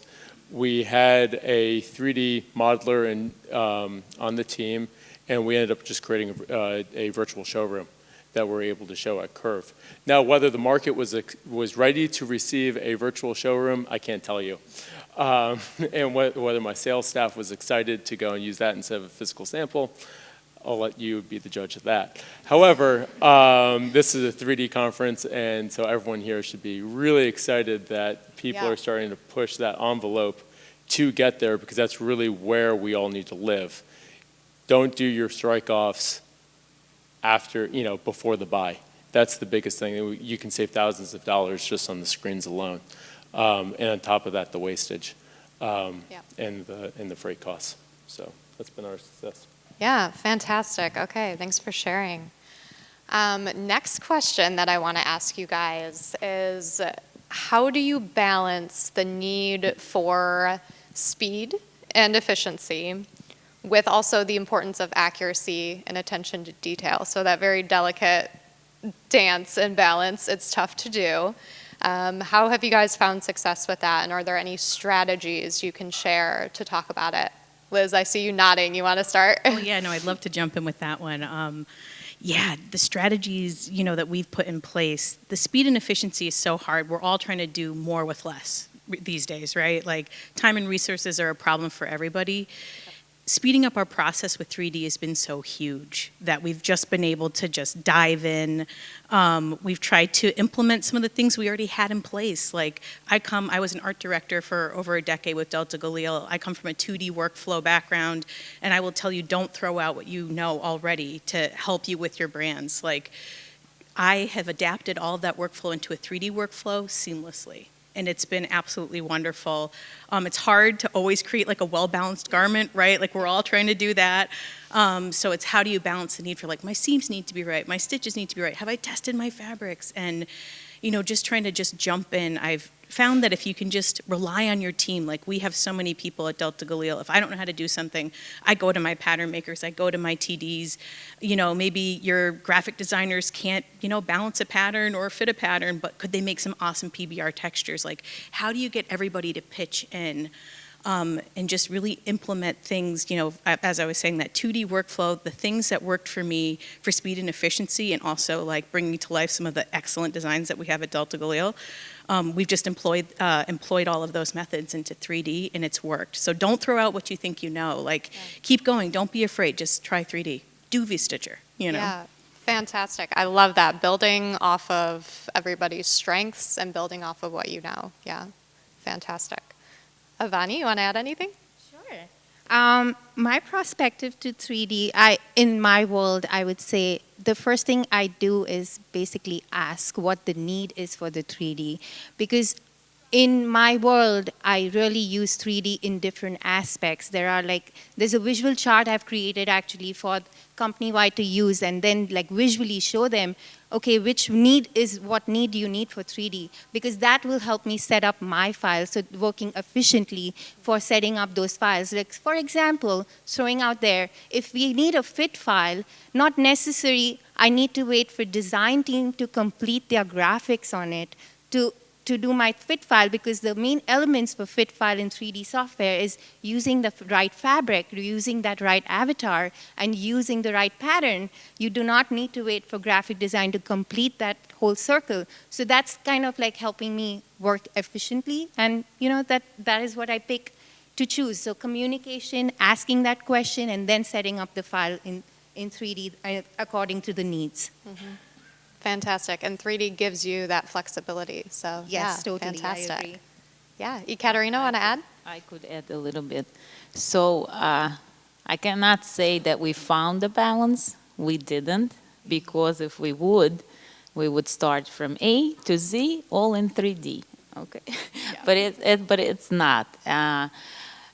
As I mentioned before, it really works very well from the technical side, because we want to do it there. We're pushing it to be from there.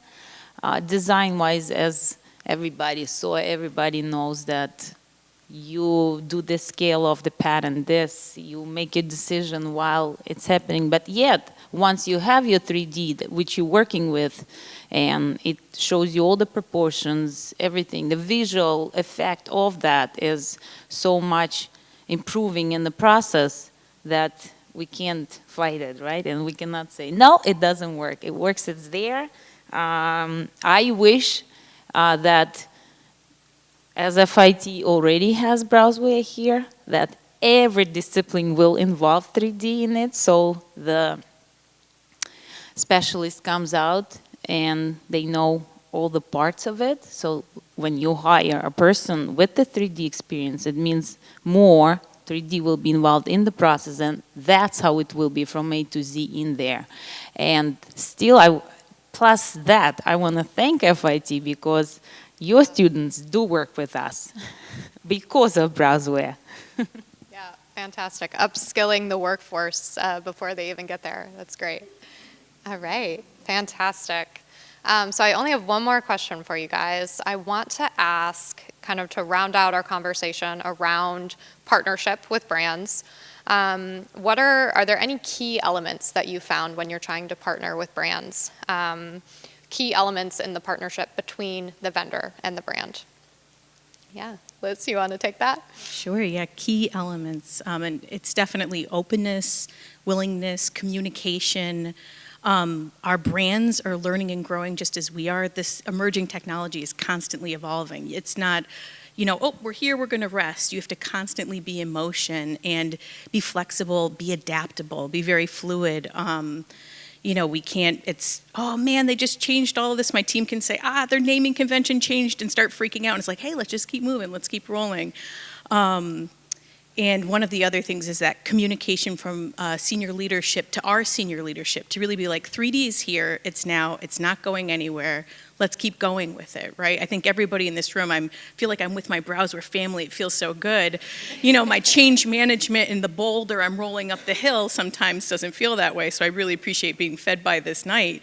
But just senior leadership saying to our senior leadership, hey, it's here, it's not going back, it's just, and I can say, just, try, find a way to have it work for you. I'm somebody who has a BFA background. I did not know how to sew, and I'm a full stack. I can make a pattern, I can balance a pattern, and that's been in 3 years. Take BWU, try to work best with your brands, and say yes. If they ask for something, go, ooh, we've never done that before, but hey, I'm gonna jump in, I'm gonna try it, and have that communication and that openness, but just that fluidity and, not being too rigid. It's been really helpful.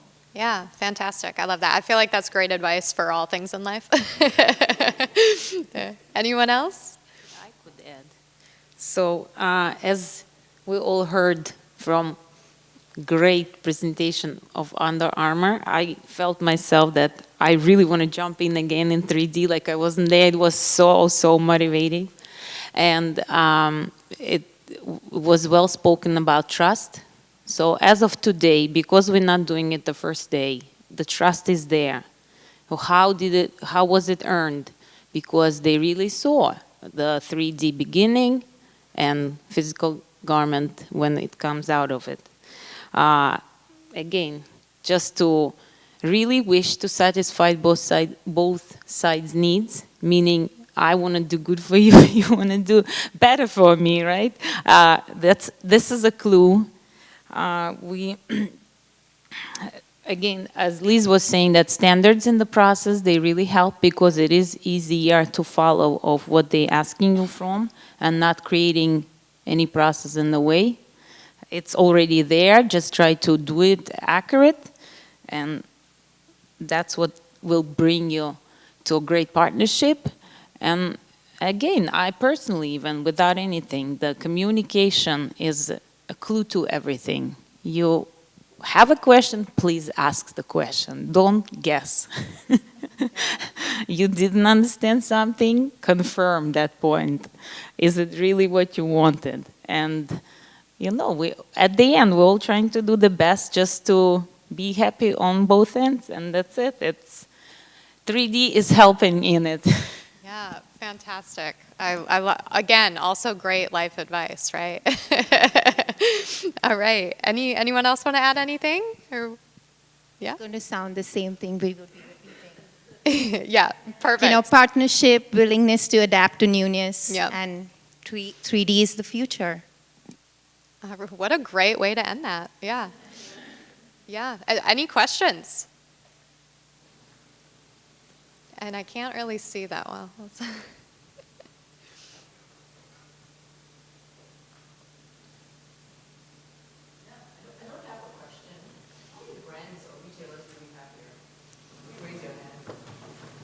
Thank you so much. So I just want to say thank you for everything that you shared.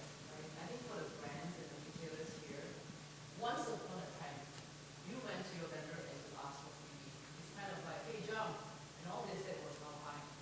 But today, just based on everything that you shared, you can see that they continue to be that product expert and doing it differently already with you. So if anything else, I say kudos for elevating the entire industry, product creation, and just doing something different. So I think all of us here.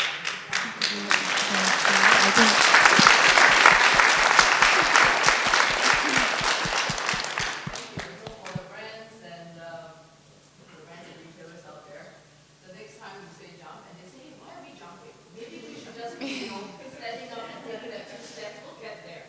We don't need to jump, right? So, and they are your product experts here. Thank you. Fantastic. Thank you. All right.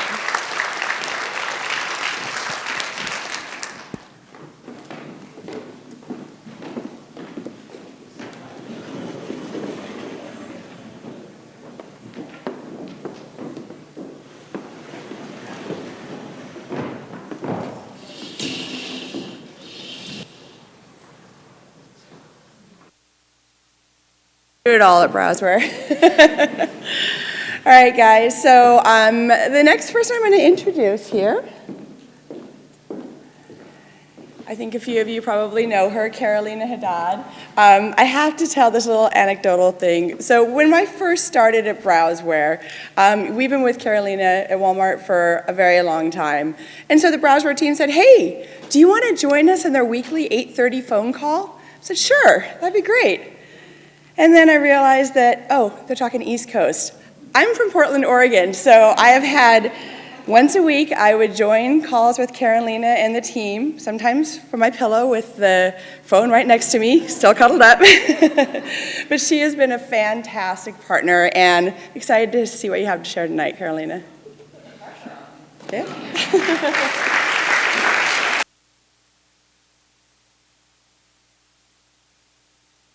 Okay. Woohoo! Yes. All right. Okay. Okay, thank you guys for your patience. Honestly, I've had like just problems with this deck from day one. And I almost feel like I don't even need to talk to you guys because Kelly told my story and then our suppliers told my story, and so it's pretty much the same story. But thank you guys again. Like I said, I know it's been kind of a long day, a lot of information. You guys are my peeps, and I appreciate like that everybody's here, and it makes me so excited to be able to talk about 3D. So my talk today is about efficiencies. And so this is not like, technology's awesome, and I love hearing about what Under Armour's doing and all the cool things. What I want to talk about today is more the kind of the after stuff. Using the assets we have, using the ability to be able to, all this collaboration, to create efficiencies that we didn't expect. And so that's what we're going to talk about. So here, let's see. Is it? Okay. So a little bit about me. My name is Carolina Haddad, as you guys know. I've been with Walmart for 11 years. And so prior to coming to Walmart, I was a designer in New York. And so when Walmart closed their New York office, I was given the opportunity to move to Arkansas, which is, a big change. But not only did I change from, my location, I changed from being a designer to a technical designer, and I'm mentally not a technical designer, but it was a great change and a great chance to switch my role. But with that, it also kind of gave me the push to try something different and to start exploring something like 3D. I think the one thing you guys heard a lot of today is the role of TD. I think it is so cool to see an area of the business where people tend to be really low-key. They kind of start working the back, they're quiet about it, but they're like the rock stars of this. So to all the TDs that are out there, thank you guys so much, because we could not really be where we are. I don't think any of these companies could be where we are without TD in these places. So thank you all.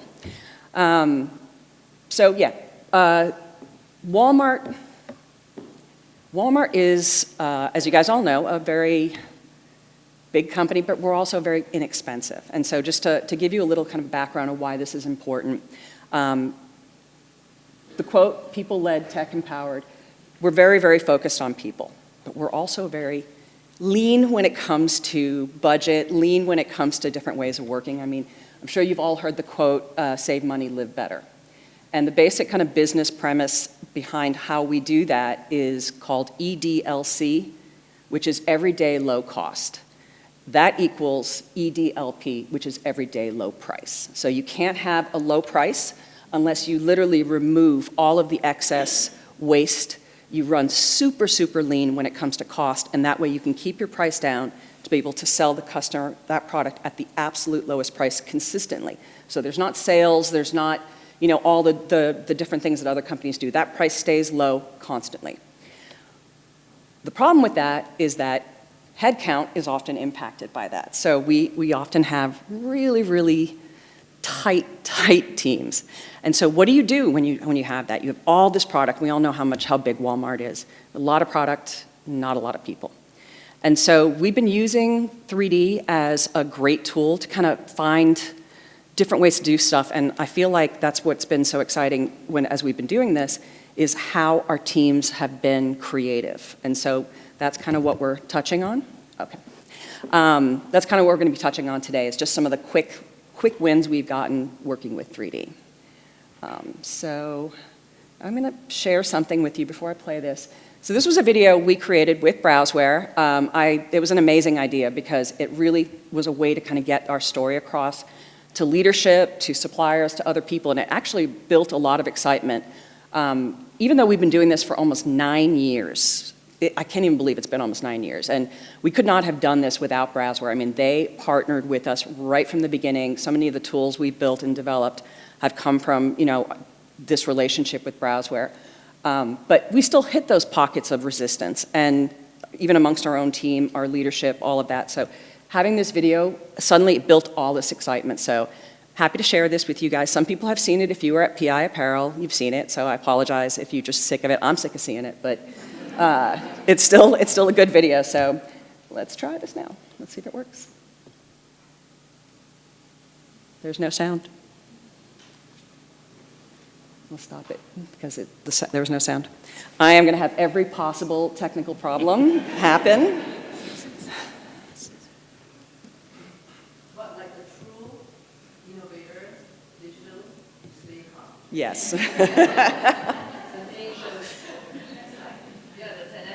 Well, I guess this gives you guys a chance if you want to just go home. You don't have to stay. No one's going to hold you to it. Okay, yeah. All right. It's going to taste that much better once I'm done. That's what it is.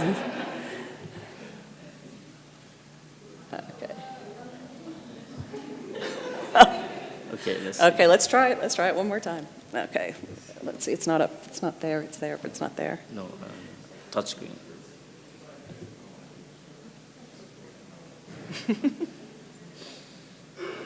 Walmart doesn't want you to know the recipe to the secret sauce.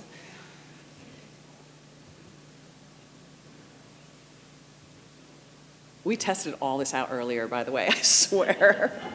There we go. Jeans, a dress. Products are more personal and emotional for our customer than apparel. They have high expectations for style, relevance, and performance. You want to start again? Okay, we're going to start again. Sorry.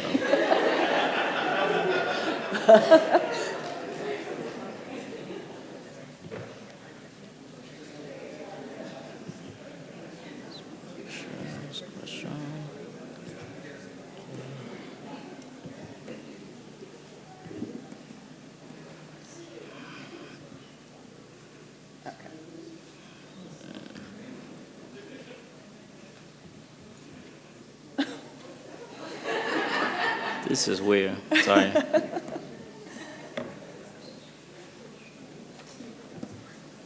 Does anyone know any jokes? Anyone want to get up here and tell a story?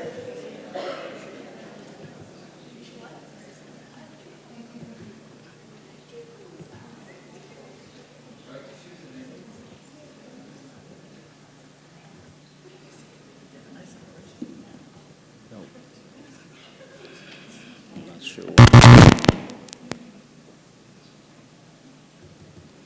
Okay, we just gonna have to run with the other audios.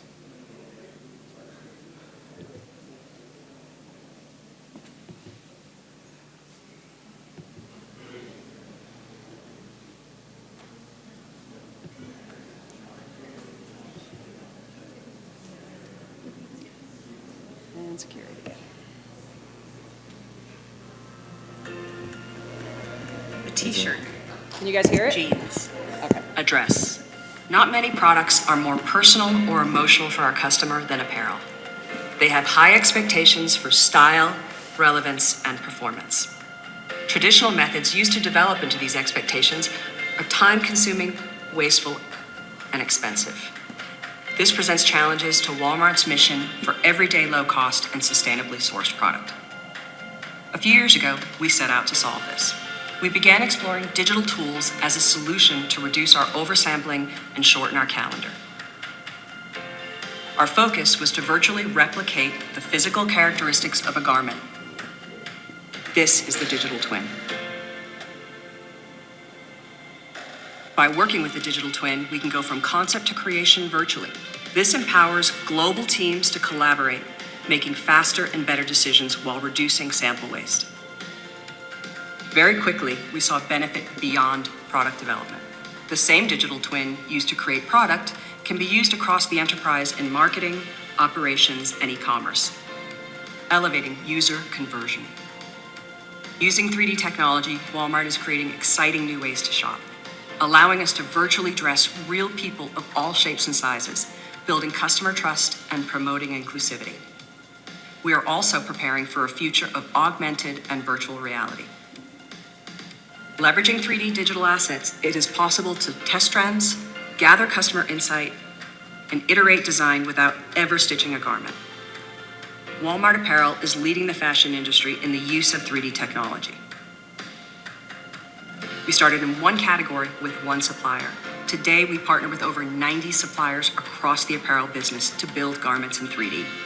The past few years have been an incredible journey for us.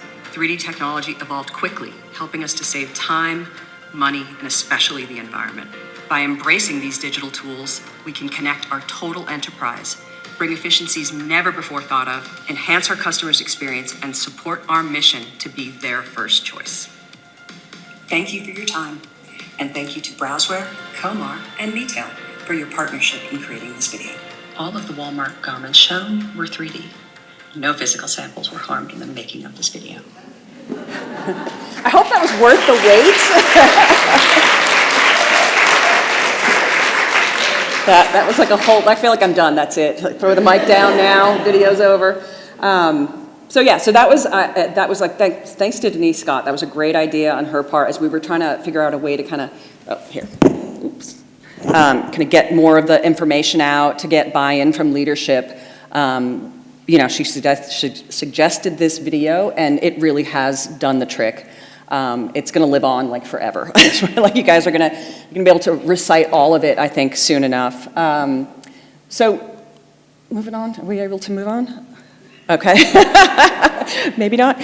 So the first thing I'm going to talk about is with the efficiencies, you know, Browzwear, we worked with Browzwear, I guess it was like a year and a half ago, working on the collection tool. And so the ability to be able to really view the assortment was a game changer for us. So as much as all the technology is amazing, this is something so basic to just our jobs in apparel.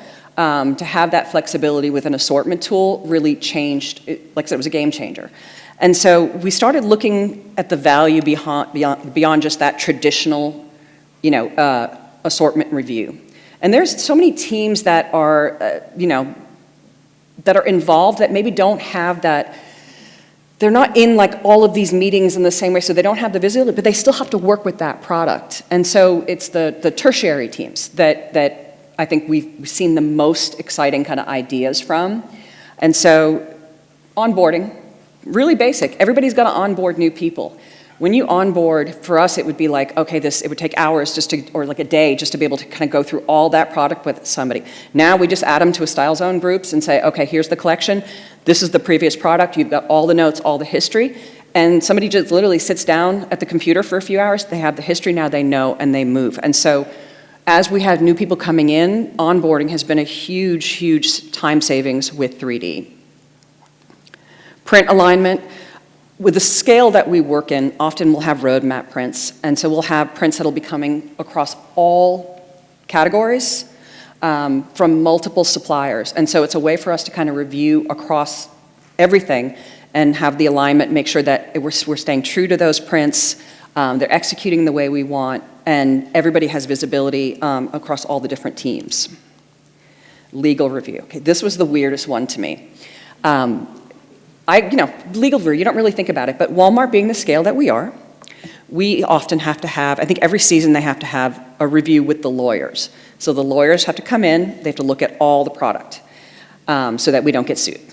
And it used to be that, you know, our Walmart offices are set up like a giant Walmart store. So we have all the racks, all the walls, it's like you're actually walking through a Walmart. And so we'll be working on a season, but when it's time to do the legal review, all those garments have to come off the racks. We have to set it with the previous season so that the legal team can come in. It takes a day just to set up. They have to review everything, takes hours. And then if there's any changes that have to be made, that's another 2 weeks for those samples to be made, and then the legal team has to come back. So one of our product development people who was super excited, she's one of our like change makers when it comes to 3D, decided she was going to do this with the collection tool. They went from, like, really was about a day and a half just in setting and reviewing to 30 minutes.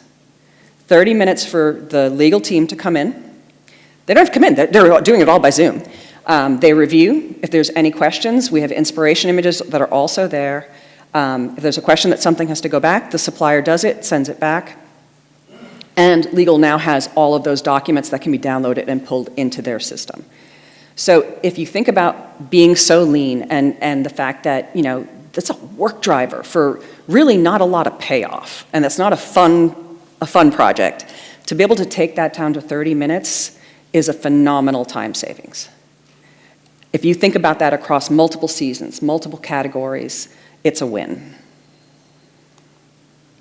Consumer insights. So we work with First Insights. They've been great partnering with us. It used to be that we used to have to, you know, send them CADs or whatever. They actually go into we give them access, they go into our systems, they pull all the images themselves. We're using them to test out even the customer's reaction to 3D. How did they feel about photography versus Ghost Avatar versus EcoShot? And we've been getting feedback with them. So being able to have that streamlined flow for consumer insights has also been great.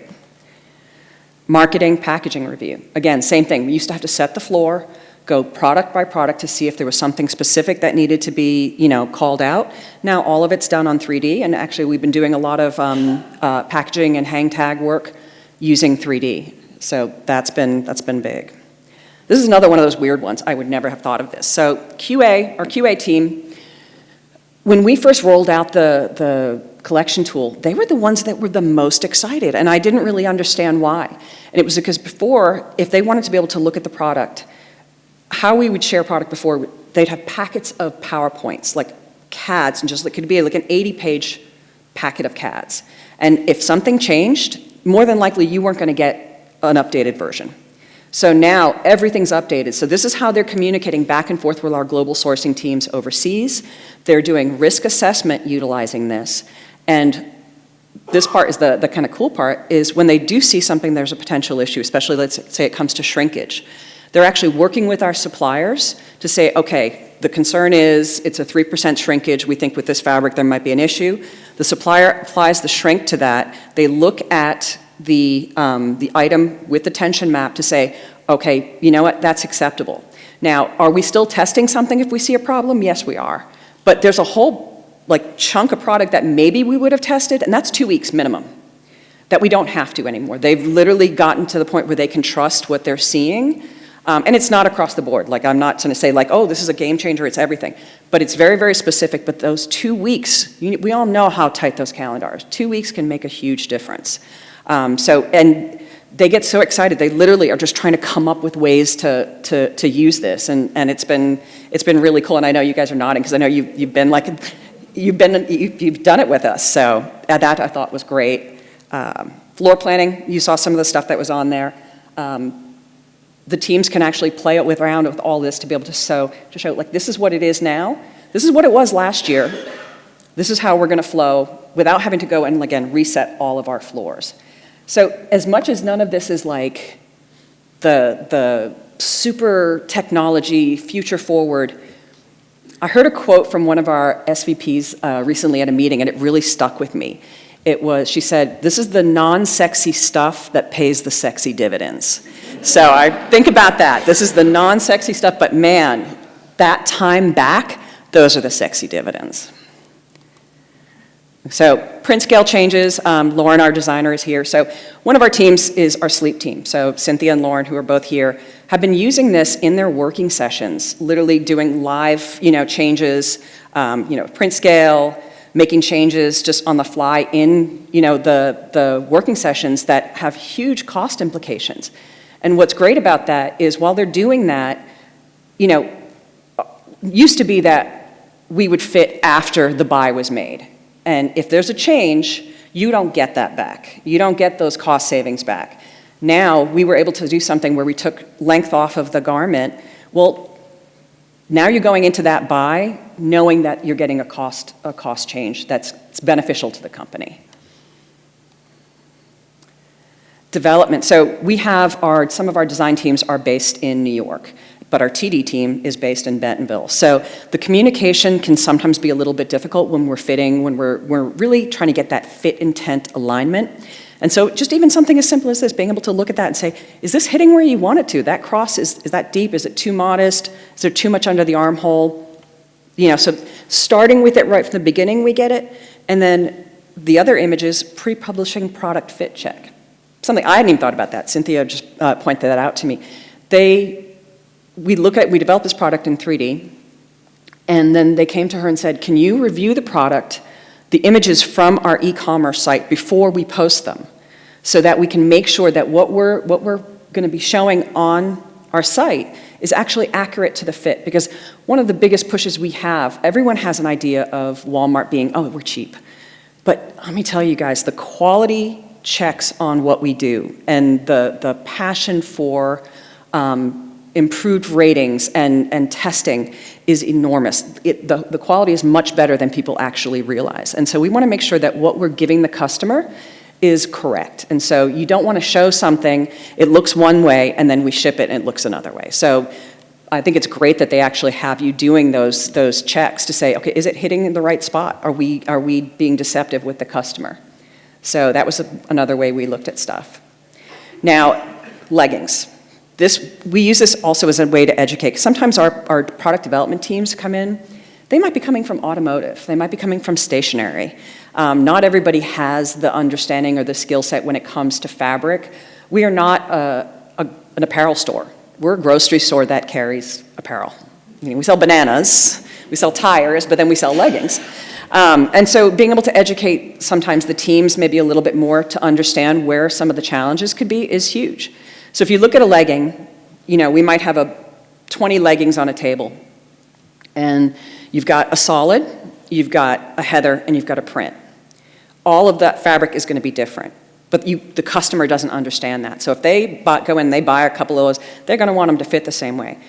Ultimately, your spec has to be slightly different to adjust for that. And so we kind of, Jeanette, who's our TD, kind of put this together to be able to show this and really understand, is it red? Is it yellow or is it white? You don't want leggings that you can't feel. So it's just a good way to really kind of see, like, I get the point across with this. Is it too tight? Is it too loose? So this is another one. This was a huge thing for us. It used to be, with our bathing suits, you could buy separates and we would have one image that just had a bottom on it. It doesn't communicate any of the information. This was developed as a secondary hang tag to actually show these images, attached to each one. I personally had no idea what a cheeky high leg, high waist was. Now I do, and I feel like I can sleep at night. The customer knows, and ultimately, all of that, if somebody bought it and then they took it home and like, oh, I don't like it. I don't want anybody's returns. Like, nobody wants any of those returns. So it's something that it's a big deal, and I think we're going to be using more of this kind of packaging to really get information across to our customer. So simple things, but huge impact. Snap. So we actually worked with, Snap came to us and said, we want to test something out. So utilizing social media to see, what the customer's reaction was to sell. And so even though we have our e-commerce site, we thought it was an interesting way to be able to kind of showcase our new brand, Joyspun. We did this right before the holidays and took some of our 3D garments. They created this filter that the customer could then shop. And if they liked it, they could try it on themselves and then purchase. And so from there, they can track the conversion, how much activity, all that social media talk. I don't really know what that all counts to, but it's numbers. And the reaction was good. They actually want to be able to do more with this. But I just love the fact that it allowed us to really connect with the customer outside of the e-commerce site. Not every customer wants to go into like Walmart.com. But they may be playing around and see that, and suddenly they're like, hey, I kind of like that. So I thought it was a great way to kind of interact and really engage that customer. And then that's it. Lastly, I know this is a cliche. This image has been all over the place, but it's so real. Everybody's so busy. Everybody's so tired, and I hear it all the time. I'm like, oh, I'm just too busy, but you got to make the change. Like you have to do something to actually kind of break away and make that change. Everything that has been talked about here today, everybody who spoke today, it's all the same. And I want to thank Lena for what you just said about our suppliers. So many of our suppliers here today, and thank you guys so much. We could not do this without our suppliers. Honestly, they are the ones who are creating the 3D. They're the ones who are doing the work. And they have been rock stars throughout all of this. So thank you guys so much.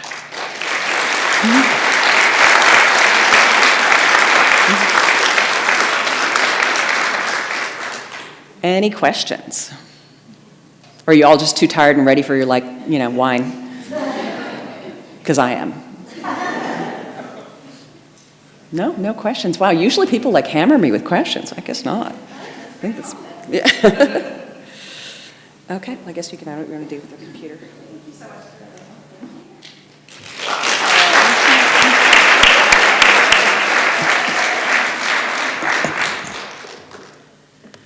All right, so this next and the last person who's going to be speaking this evening is actually new to Browzwear. Well, he joined us the end of last year, and I remember when we heard that we were going to have a new chief growth officer, and I especially got pinged a lot about this because they're saying, Paige, he's a Dutchman. And for those of you who know anything about me, I married a Dutchman, so this is a big part of my life. It's been wonderful having him here. I think if I ever were to use a word to describe Stein, it's teacher. And it's been wonderful having that. So Stein Hendricks, bring us home.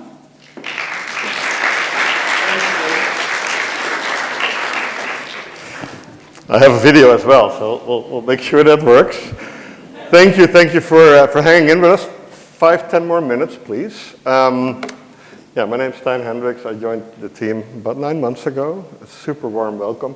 I hear the term family a lot. It feels like when you're the boyfriend and you get invited to a wedding with your girlfriend's family for the first time. And there's a little bit of a combination of a very warm welcome and absolutely a wanting to belong, but there's also a little bit of an imposter syndrome because I'm not from this industry. I've been in software all my career. I do want to do a quick, because we talk about 3D, and I love the quote, A to Z, all in 3D. Katerina, I don't know where you are. That's an amazing one. I want to see how long we've been in 3D. Who's been doing 3D more than a year? Please raise your hands. Okay, it's most of us, right? Who's been doing 3D more than 10? Avihai is going to keep his arm up very long. Who's been doing 3D more than 20 years? Couple more people? Yeah. Avihai is still up. 30 years. 30 years. 34. We're partners. So I have been, my first job was in 3D, and it had nothing to do with apparel. I don't know if anybody knows what this is. If you're in automotive, this is like the equivalent, what for you is a cuff or a collar. This is what's called a fondsitz. It's a piece of metal that attaches chairs in a car to the actual car. This was actually the first 3D product that I worked. I was 19 years old. This is 1989. In IBM's, on IBM, an IBM RS6000 machine, like a sofa, running CATIA's SolidWorks. And we got the models. I was 19 years old. We got the models on like a videotape, a 3D design of, in this case, the Mercedes S-Class. And this is basically just one part that was created by a Dutch manufacturer. And my job was to turn the 3D model into the machine pads that mill the actual stamp that ends up producing the piece of metal. And what I've learned in the last 8-9 months, the ability of a 19-year-old to understand what bending characteristics are, the physics of the metal and the elasticity and the stretching and how much material you need, is not very different from what we do here. And in automotive, they figured that out 34 years ago. And I think we're getting to the point where we're actually able to do all this as well, right? And it's so amazing when we hear 3D getting to this level of maturity. I want to do a quick sort of celebration video, and then we're almost, I have one more thing to share, and then we're going to get some nice drinks together. Some of you may have seen this video. I'm a marketer. I've used this video a lot in my career. There's never been a more appropriate meeting to actually use it than today. I've heard a lot of you talk about how the 3D question mark has actually changed into a 3D exclamation mark, right?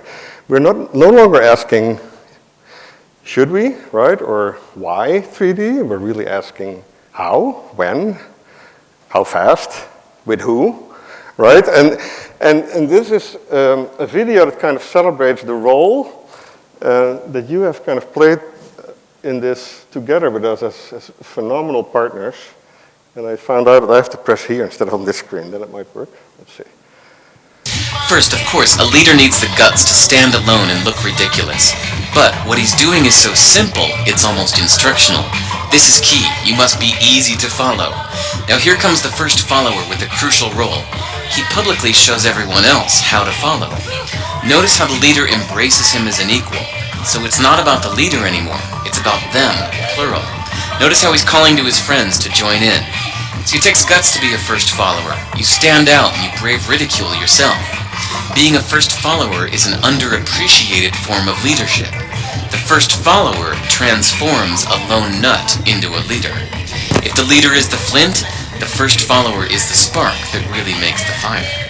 Now here's the second follower. This is a turning point. It's proof the first has done well. Now it's not a lone nut and it's not two nuts. 3 is a crowd and a crowd is news. A movement must be public. Make sure outsiders see more than just the leader. Everyone needs to see the followers because new followers emulate followers, not the leader. Now here come 2 more people, then 3 more immediately. Now we've got momentum. This is the tipping point and now we have a movement. As more people jump in, it's no longer risky. If they were on the fence before, there's no reason not to join in now. They won't stand out, they won't be ridiculed, and they will be part of the in crowd if they hurry. And over the next minute you'll see the rest who prefer to stay part of the crowd, because eventually they'd be ridiculed for not joining. And ladies and gentlemen, that is how a movement is made. So let's recap what we've learned. If you are a version of the shirtless dancing guy, all alone, remember the importance of nurturing your first few followers as Thank you for joining us as a lone nut, the early Browzwear people. I was not part of that. And being our first followers and being leaders as well, right? We follow you in many areas as well when you sort of innovate in your world. So thank you for being here. This is kind of an attempt to have a complete list of everyone who's here tonight. I don't know if this is working. Click one more time. Yeah, there you go. Amazing. I heard that we have a better showing here than in PI LA, so awesome.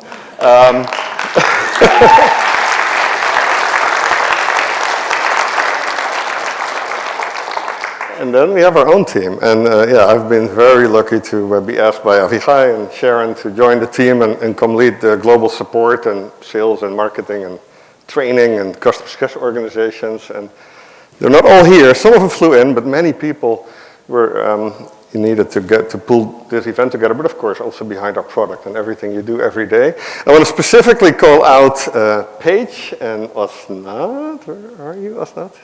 She already preparing the drinks. Oh, there, yeah, sorry, the bright light, I cannot see it. And Candace.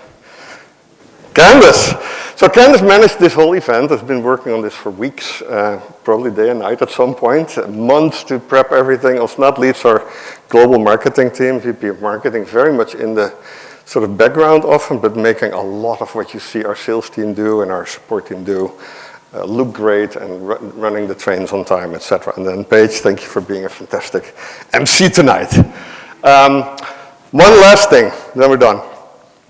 Who noticed some new aspects of the slides we used today? Anybody? A logo, yeah, new logo. And these slides don't look as good as all the others that you saw because we decided only 2-3 days ago that I was going to talk a little bit about our new logo because it's not about the logo, right? And it's not about the colors.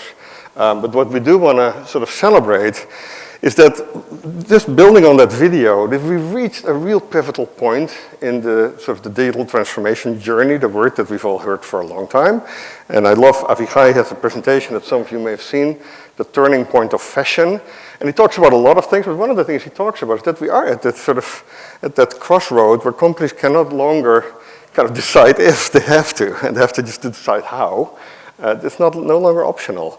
And we felt that it also means that Browzwear we need to rethink how we position ourselves, how we also do some of that in our brand expression, to really reflect how we're moving from an innovative product company to a real partner. And we've heard that word a lot. I think we are a partner to most of you, but it doesn't really mean that we have been talking about ourselves all the time like that. And we really want to change that. So some of our new brand pillars are about sticking with our roots of constantly wanting to drive the innovation, challenging the status quo, raising the bar, rewriting the rules, while also embracing the fact that although we work, what makes, I think, us unique, or especially what we want to achieve, is to Lena's earlier point, to connect the retail and the brand with the manufacturer and the supply chain, but the designer is kind of at the center, right? This digital craftsmanship. It's not just the designer anymore, it's the makers, it's the pattern, it's the TDs, it's everybody, but it has to be in the end about that individual who enables that 3D journey that allows us to keep innovating on your behalf.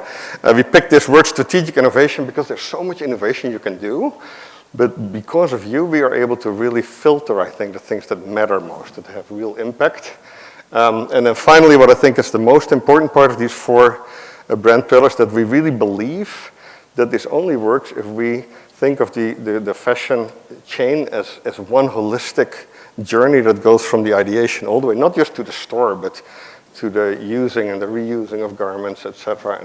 And making sure that we think of the 3D journey in a holistic way. How do we do that? 3 words: accuracy, agility, and availability. I think you've heard enough about accuracy from Browzwear. We stand by that. We make a lot of hard choices that sometimes make it harder for us to build something or to do something fast. But it's because we really believe, just like when I was working on that Mercedes font sits. Imagine if that wasn't accurate, right? The door of the car wouldn't close. A Mercedes S-Class, it transports the most famous people in the world. What happens if that chair flies out of their car, right? So, but in apparel, we've gotten away with some of that. But yeah, so accuracy, agility, meeting you where you are. I heard the word partnership a lot today. I also heard the word, not the word, but I heard a lot of people talk about diversity, that no workflow is the same, right? You have different systems, you have different ways of doing your work, you have different networks of vendors and suppliers that you work with. And for us, it's so critical to not try to force fit some kind of end-to-end solution, but to make it possible, which is not easy, but through APIs and partnerships, etc., to figure out a way to fit in where you are in your journey and kind of how you've sort of organized your resources and your tools. And then availability is really so proud of that list of names that I showed you the second time. Our team is multiple times as big as a couple of years ago. And the amount of trainers, and the amount of support people, and the amount of people that we have in most countries where we have both manufacturing vendors and suppliers to support the brands is just really, really outstanding. So with that, our new mission, not completely new, but the first time we wrote it up like this, our promise to you to really be committed, to stay focused on being your partner to drive the transformation of this industry, and to do that by connecting creation and what happens not only at the design stage, but at all the parts of the fashion journey where things get created, to turn that all into a full digital journey. But connecting those pieces together instead of having those things in isolation. That's all I had, a couple of last images, and with that, do we have anything else to, Candice? Where do we send people? Same room? Okay, good. Thanks, everyone.